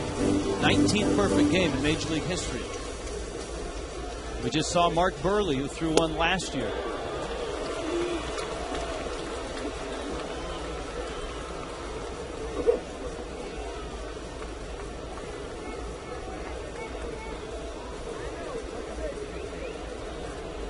Two-1 to Maben. And he shortens the bunt, takes inside.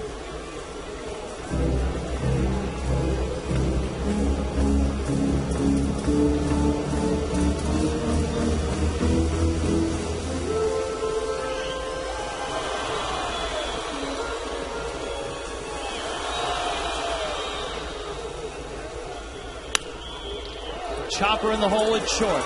Valdez just gets him.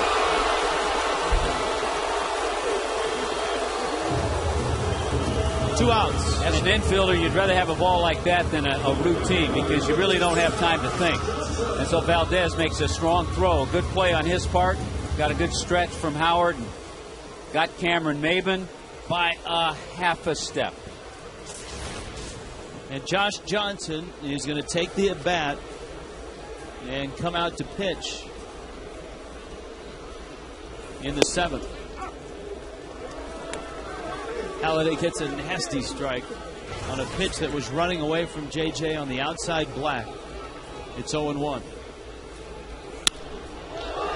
Fly ball left field. Ibanez is there. It's 1-0 Philadelphia. Roy Halladay, perfect through 6.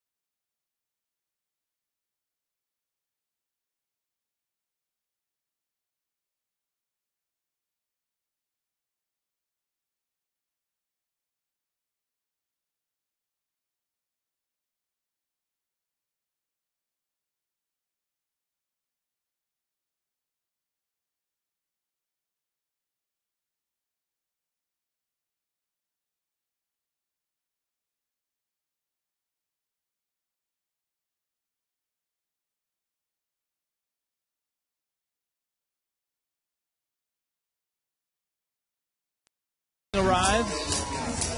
A Jiffy Lube Fiesta Friday on June 18th awaits at 7:10. Marlins and Rays Get the 4 for $54 or the all-you-can-eat seats.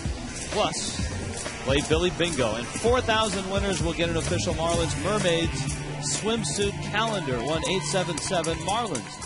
Or visit Marlins.com. The Rays know what this feels like. Josh Johnson delivers. Roy Halladay takes inside. Roy Halladay has been perfect through 6. The Phillies hitting here in the 7th.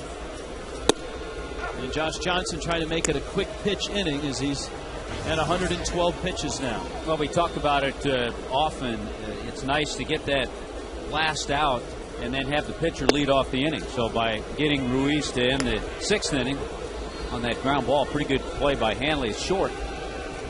JJ gets Halladay leading off here. Victorino and Valdez will follow to strike, and it's 2-2.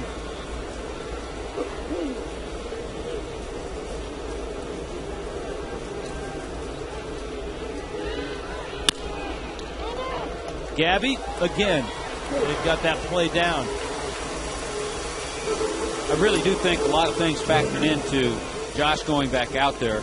The extra day, the 6 innings, the few pitches against the White Sox. So that's why, all right, if he gets a season high in pitches in this game, that's okay. He's certainly ready for it. 6 hits, 6 strikeouts, a walk. Tankersley is up. You're getting to the point in the Phillies lineup with Victorino and Valdez coming up that around the bend come Utley and Howard.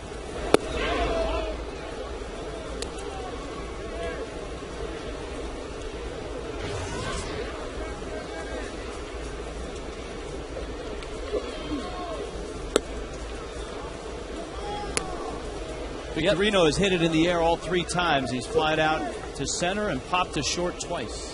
And Rich, the other thing, you want to give your ace an opportunity for the win. You're going to go a little bit longer with your ace. He deserves that.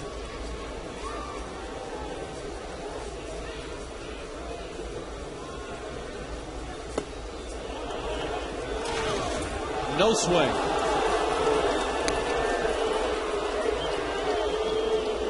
And a 3-1 count. Here's a look. That is close. And it turns into a base hit. Victorino is on, and as always, once he's aboard, as a pitcher, you got to shorten the motion, you got to keep him close, because odds are he'll be running. Wilson Valdez, 2 for 3 against Josh Johnson. Yeah, Victorino with 10 steals this year, had 25 last year.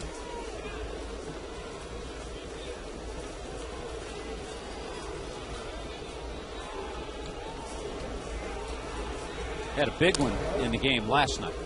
Yeah, the stolen base last night figured prominently in 2 of the Phillies' runs, and in a 3-2 game, that's pretty enormous. An Utley stolen base in the 5th. He scored on a Howard single. And Victorino, the lead runner, in a double steal in the 7th. Chopper over the middle, might be 2. Got 1 there. Got 2 there. And JJ gets through the 7th. Just an unearned run up on the board tonight, with the Phillies on top of the Marlins. 1-0.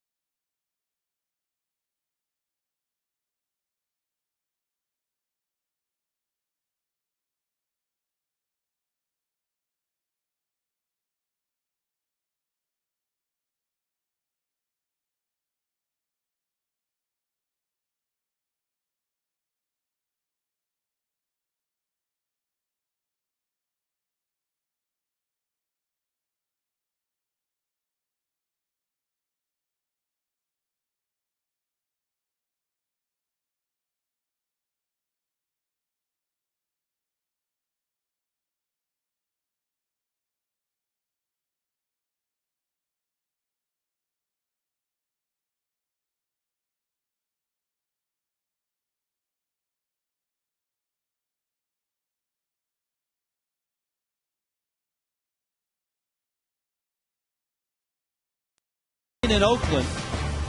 Brady throwing that. His mother had passed away. It was on Mother's Day. Here, the Phillies are on the road. No home crowd for Roy Halladay, but he's been perfect through 6 innings. There are a lot of Philly fans here, though. And the Phillies, in their history, have thrown 9 no-hitters. One of those, a perfect game, back in 1964, Jim Bunning. And that was on Father's Day. Chris Coghlan, Gabby Sanchez, Hanley Ramirez, top of the order, and the 3rd time through for the Marlins in the 7th. Halladay catches the corner.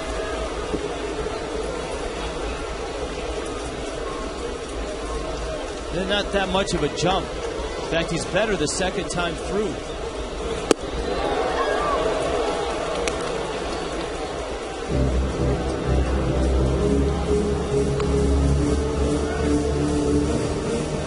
And the way Halladay is pitching tonight, there might not be a 4th time through.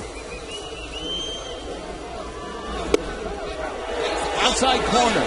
Coghlan barking at DeMuro. Remember the pitch that Coghlan was rung up on in the 1st inning. It was well outside of Fox tracks. And again, here's a look at it using Fox tracks. Well, the thing you have to say is consistency. It's pitch 5. It's pitch 5. It's a little further out, but you know what? As this game goes on, that's going to be a strike. That is off the plate. It's away. So he's got 2 pitches like that. You know what, though? It's the way it's going to be because he's been around the plate. He hasn't walked anybody. And he's Roy Halladay. He has the experience. And he's thrown a perfect game. Yeah. Gabby pulls one foul. Now, none of that makes Chris Coghlan feel any better, nor should it. No.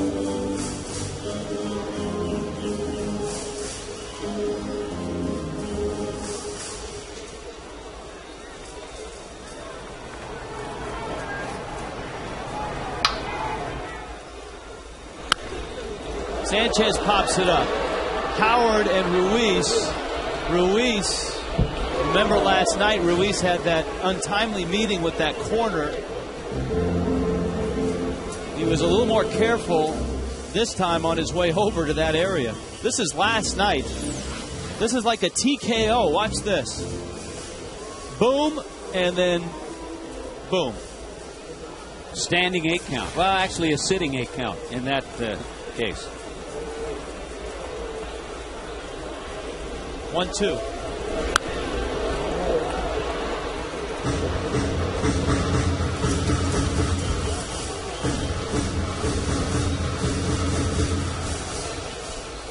Hanley is on deck. Gabby is struck out, lined out.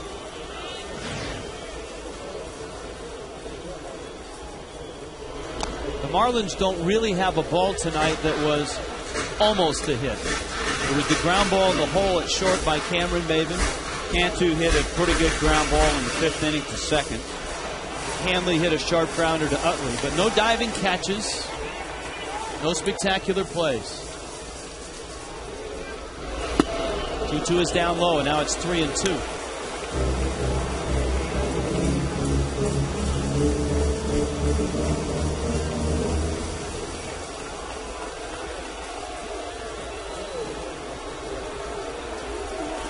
Coming. Drive to left. Ibanez is there. How about that? A 3-2 curveball. That shows you the confidence Halladay has. Wow. And there are 2 outs. The Coors Light freeze cam. Ah, yeah, this was the ground ball by Maven. This is the closest the Marlins have gotten to a base hit tonight. Frost Brewed Coors Light freeze cam. One of the odd things about tonight, here is Halladay with 2 outs in the 7th, and he's got a perfect game. He has had 6 3-ball counts tonight, which is unlike the way he pitches.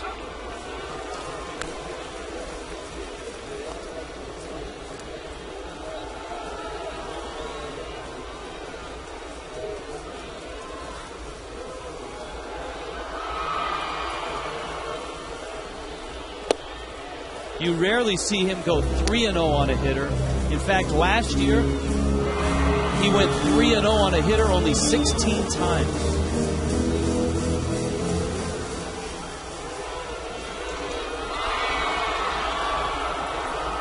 One coming to Hanley. It was struck out, bounced out.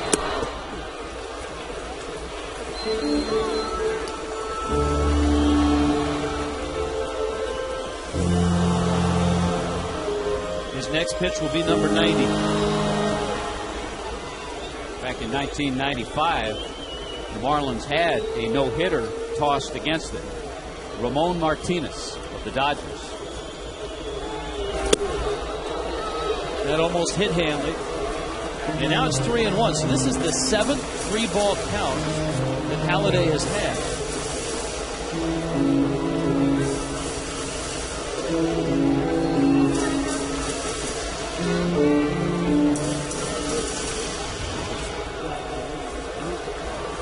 See what Hanley gets 3-1.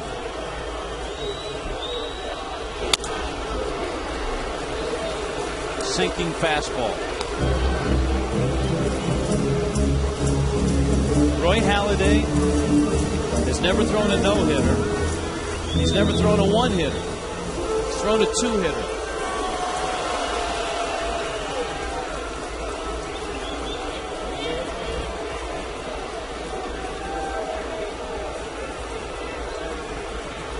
Three-two coming to Hanley.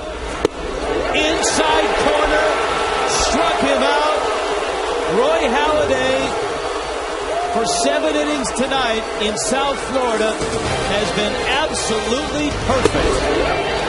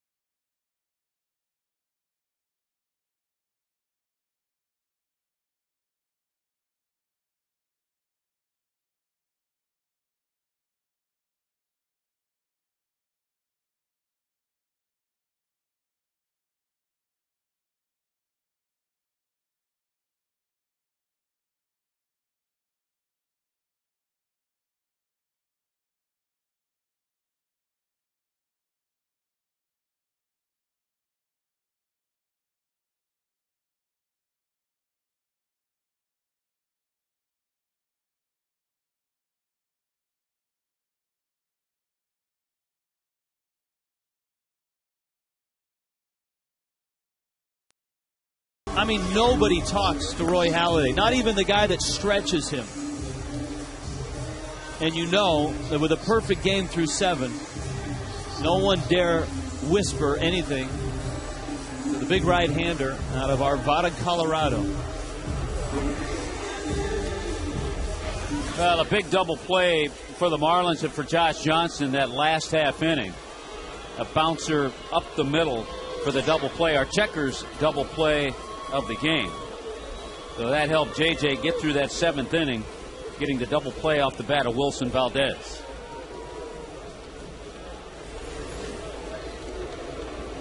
Clay Hensley into the ball game, and he gets Utley, Howard, and Worth.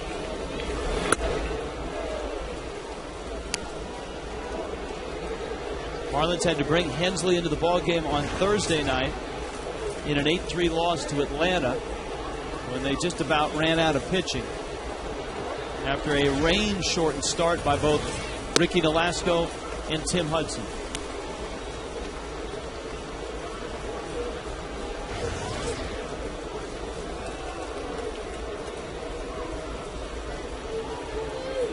J.J. last 7.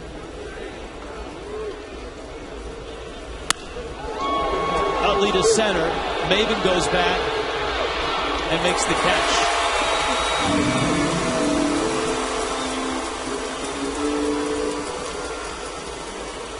Boy, you have to wonder what's going through Cameron Maven's mind.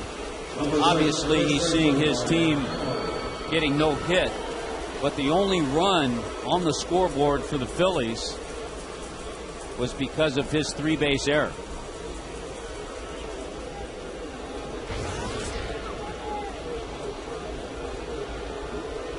Here's Ryan Howard. In a play like that, you can hide in a 10-9 game.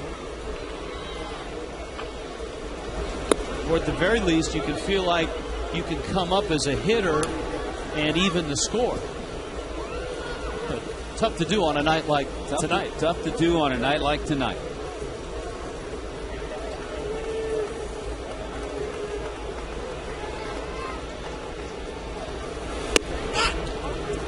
You can hear Hensley bark at himself. Halladay at 92 pitches through 7 innings.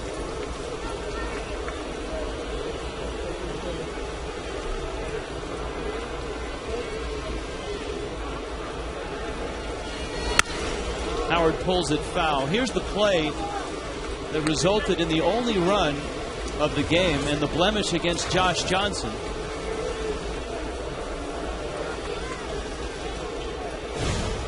Yeah, Wilson Valdez had single. Utley was fooled on an off-speed pitch. Cameron Maven came 2 or 3 steps in, and the ball carried over his head and just off his glove. It was a 3-base error, allowing Valdez to score. The interesting and the tough part about that inning, and the good part for Josh Johnson, intentionally walked Howard and then struck out Worth and Ibanez to keep Utley at third base and keep it a 1-run game.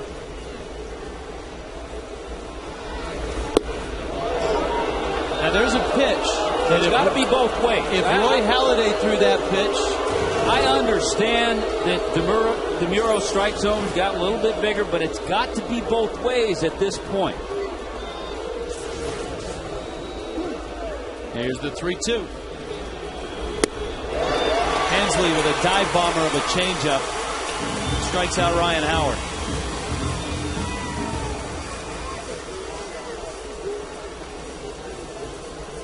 Number 28, right-hander Jason Worth.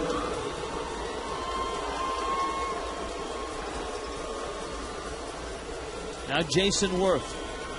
He has struck out twice and bounced out. J.J. handled him pretty well, a guy who leads the National League in doubles and extra base hits.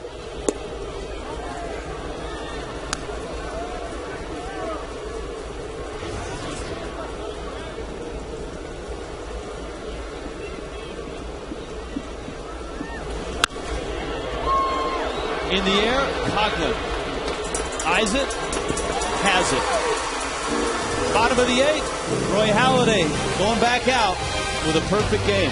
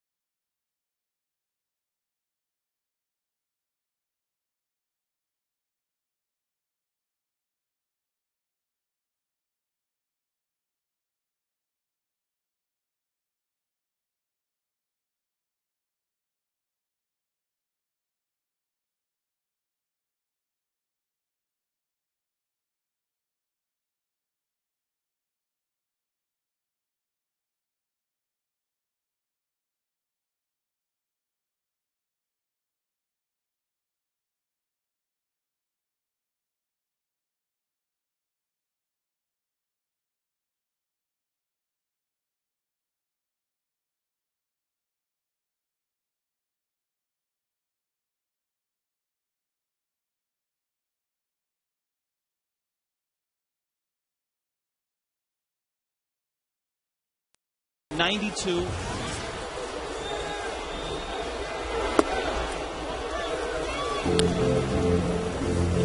And it's 1-0 on Jorge Cantu, who has struck out and bounced out. 7 3-ball counts so far for Halladay, and twice now he has come this close to hitting a batter and losing that perfect game. So he has come close, just like that, and as you mentioned, all the 3-ball counts. Cantu goes after the 2-0 pitch, and it's 2-1. For the guy who led the American League in complete games 5 different times, Roy Halladay.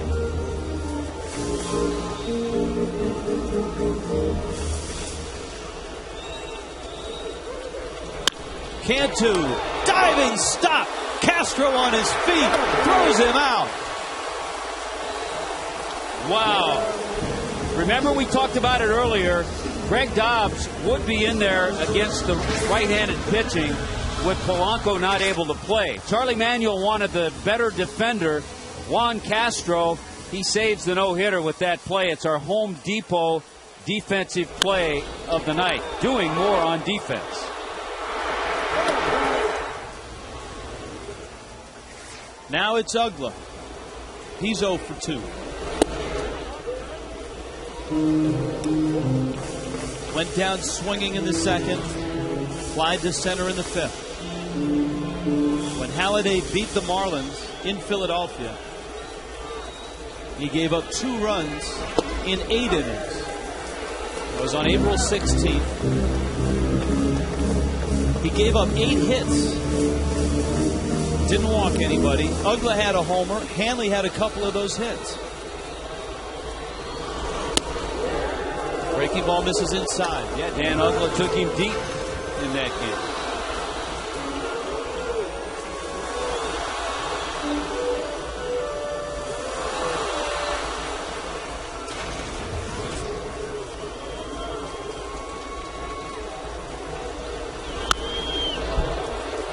Went after a high fastball in the count, now 2-2.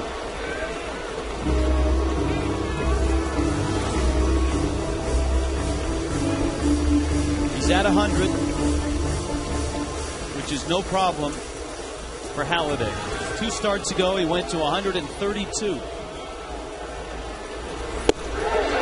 That is strike 3. Well, that strikeout number 10 has established a season high. He struck out 9 a couple of times. That ball just moved back. Yeah, pitch 5, just catching the outside corner. His career high is 14. But I don't think he's thinking about that right now.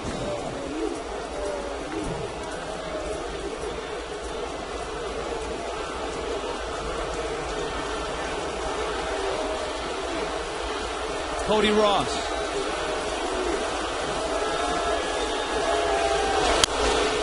After the first pitch.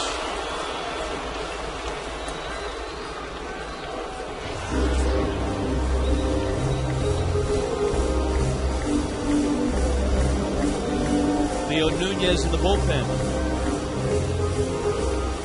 Ross has a 6-game hitting streak.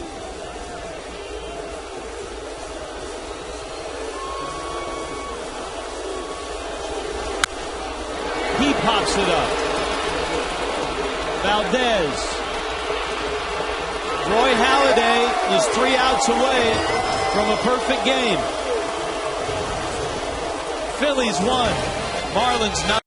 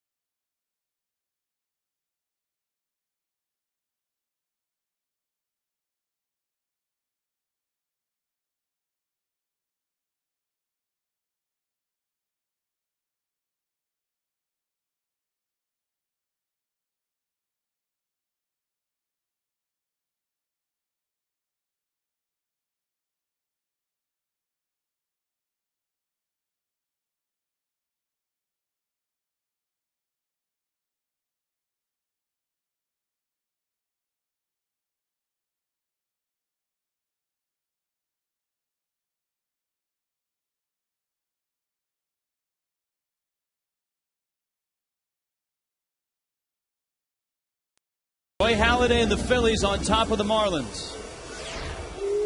In the ninth, Leo Nunez out of the Marlins bullpen.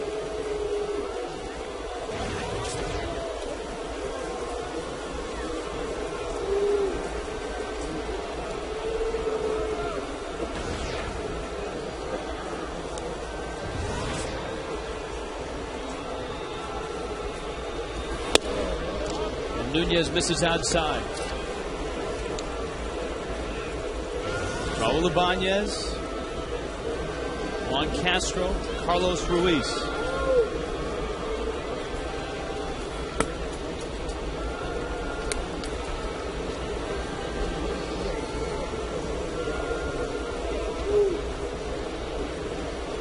Last time out for Leo Nunez in that series against the Braves, worked an inning but gave it up 3 hits and a couple of runs to Atlanta.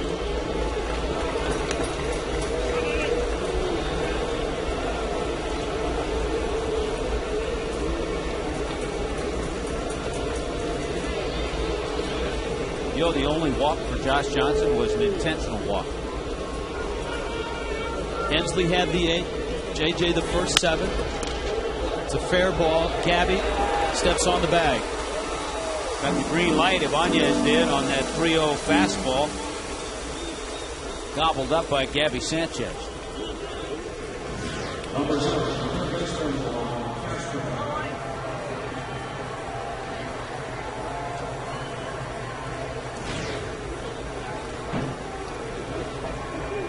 So far, I think Castro's made the play of the day last inning. Diving stop to his left. Got a bad hop, too. The ball came up on him, and he stayed with it. He robbed Jorge Cantu of a hit. It's really the only diving play that the Phillies defense has made behind Halladay. Ross is back, and he's there, and he makes the catch. The Marlins will have the bottom third of their order scheduled. Brett Hayes, some pinch hitters next inning. Brett Hayes, Cameron Maben, and Josh Johnson. Halladay is going to have to come out on deck with Ruiz up. Rich, I would expect a Wes Helms and maybe a Mike Lamb in that group.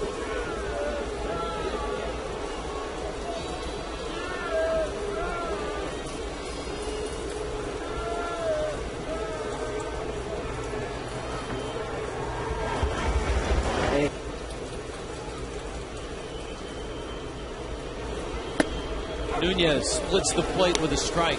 We told you the Phillies have had 9 no-hitters in their history. The last time was 2003, Kevin Millwood against the Giants. We told you Jim Bunning, a perfect game in 1964 for Philadelphia.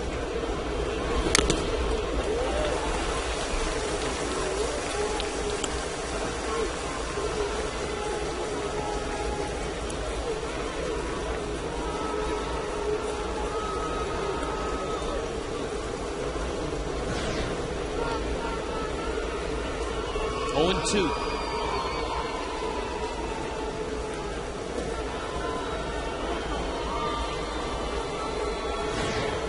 One unearned run. This crowd is wide-eyed in witnessing this from Roy Halladay tonight. Ruiz just got a piece of it.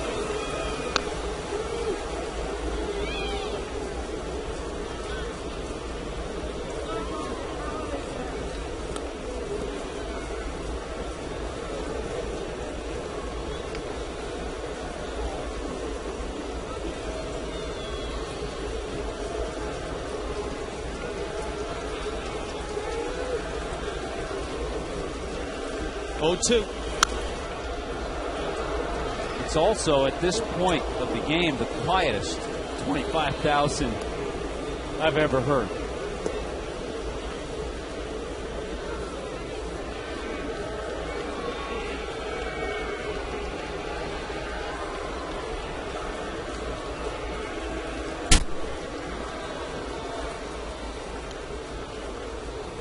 Remember, Halladay really got roughed up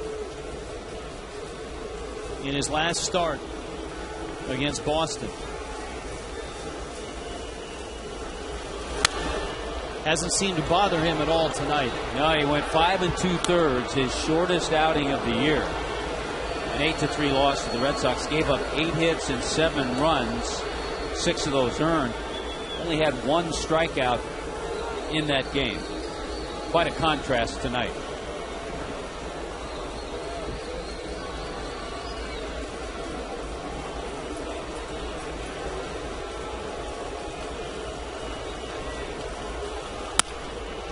Ground ball second.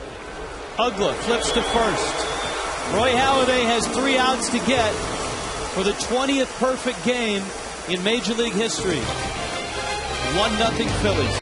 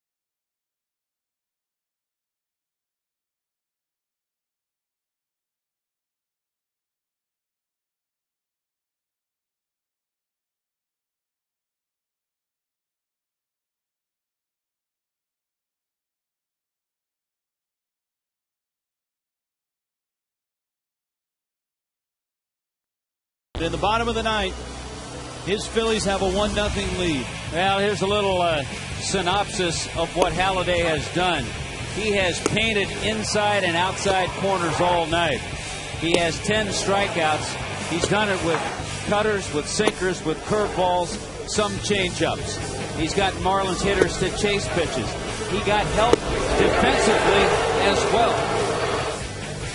In the 6th inning, Cameron Maben to deep short. Wilson Valdez by a half a step gets Maben. How about Castro at third? Picks the ball hit by Jorge Cantu. And those have been the best 2 defensive plays of the night behind Roy Halladay. Mike Lamb will pinch hit, and he takes a breaking ball down low.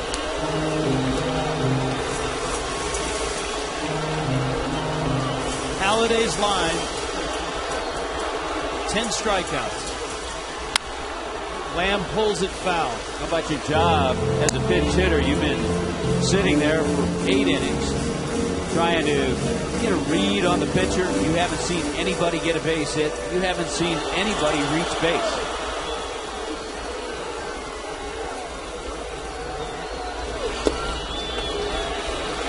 Roy Halladay got to the big leagues in 1998, and in his second start on September 27th, he had a no-hitter with 2 outs in the 9th inning, broken up by a Bobby Higginson solo home run. Lamb goes to center, Victorino goes back, and he makes the catch at the track. Wow.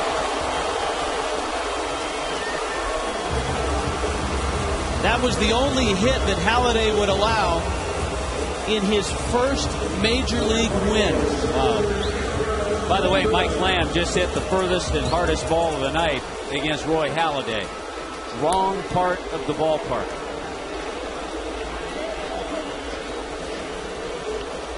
Cameron Maben called back to the dugout, and Wes Helms will come up and pinch hit against Halladay.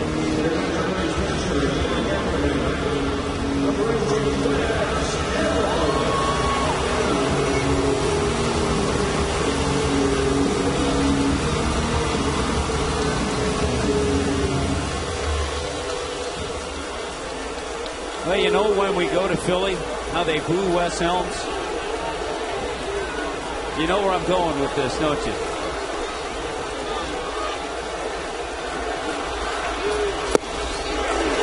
First pitch a strike, and it's 0-1.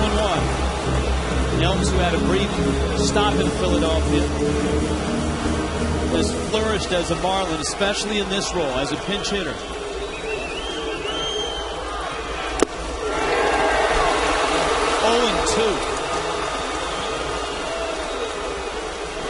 Boy, that sinker had some bite right there. When Roy Halladay came out to take the mound, he got a standing ovation from Philly fans and from Marlin fans. 1-2. Yeah, early on in the game, it was easy to distinguish. A lot of red in the stands and Philly fans. There's a good crowd, about a third of the crowd. But I think you're right. Last inning when he went out there, even the Marlins fans tipping their cap to what he's done so far tonight. Struck him out, inside corner. He's an out away.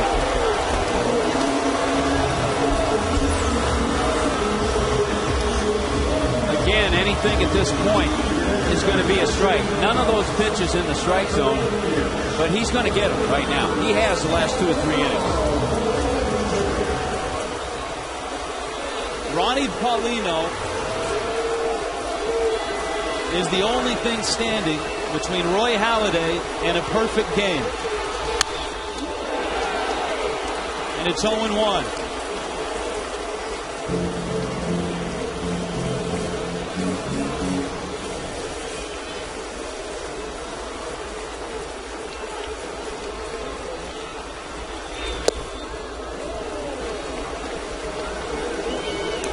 Seven times he has gone to 3 balls on a hitter. Twice he has nearly hit a batter. But so far, perfect. And he's a strike away.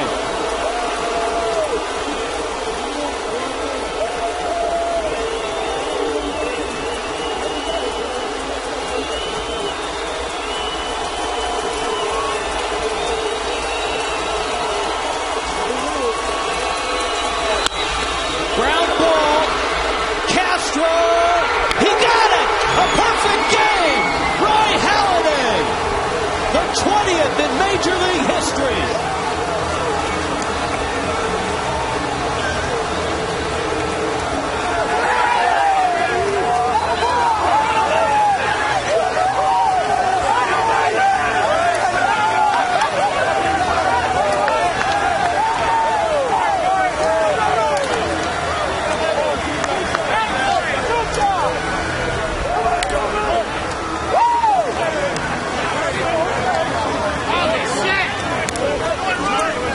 The second one this year, the second one in Philadelphia history. Second no-hitter thrown against the Marlins. And the first no-hitter for the Phillies since 2003. And their perfect game was the one you mentioned back in '64, Jim Bunning. What a remarkable performance. What a remarkable pitcher. This Roy Halladay.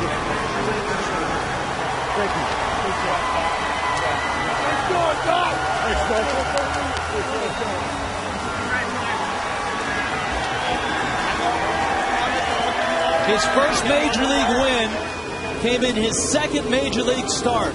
He carried a no-hitter till 2 outs in the 9th inning. Bobby Higginson broke it up with a 2-out home run. He had to settle for a 1-hitter, and that was his first Major League win. And tonight, here in South Florida, Roy Halladay is absolutely perfect.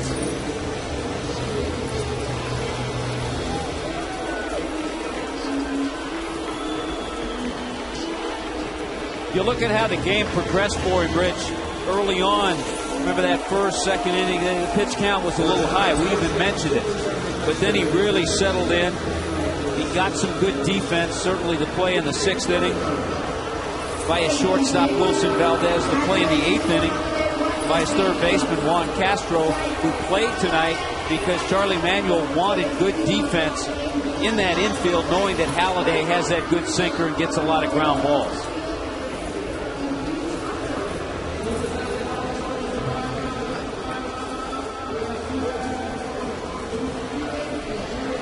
Marlins baseball on Fox Sports Florida tonight, brought to you by Marooney. Hey, South Florida, when you need a car, truck, or van, who are you going to call?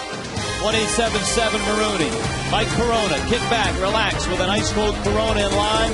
Enjoy a Corona today. By Dodge Ram Trucks, award-winning Ram Trucks, plus a new heavy-duty. Make it one of the most powerful lineups in Ram history. And by South Florida Ford. Visit southfloridaford.com for great offers.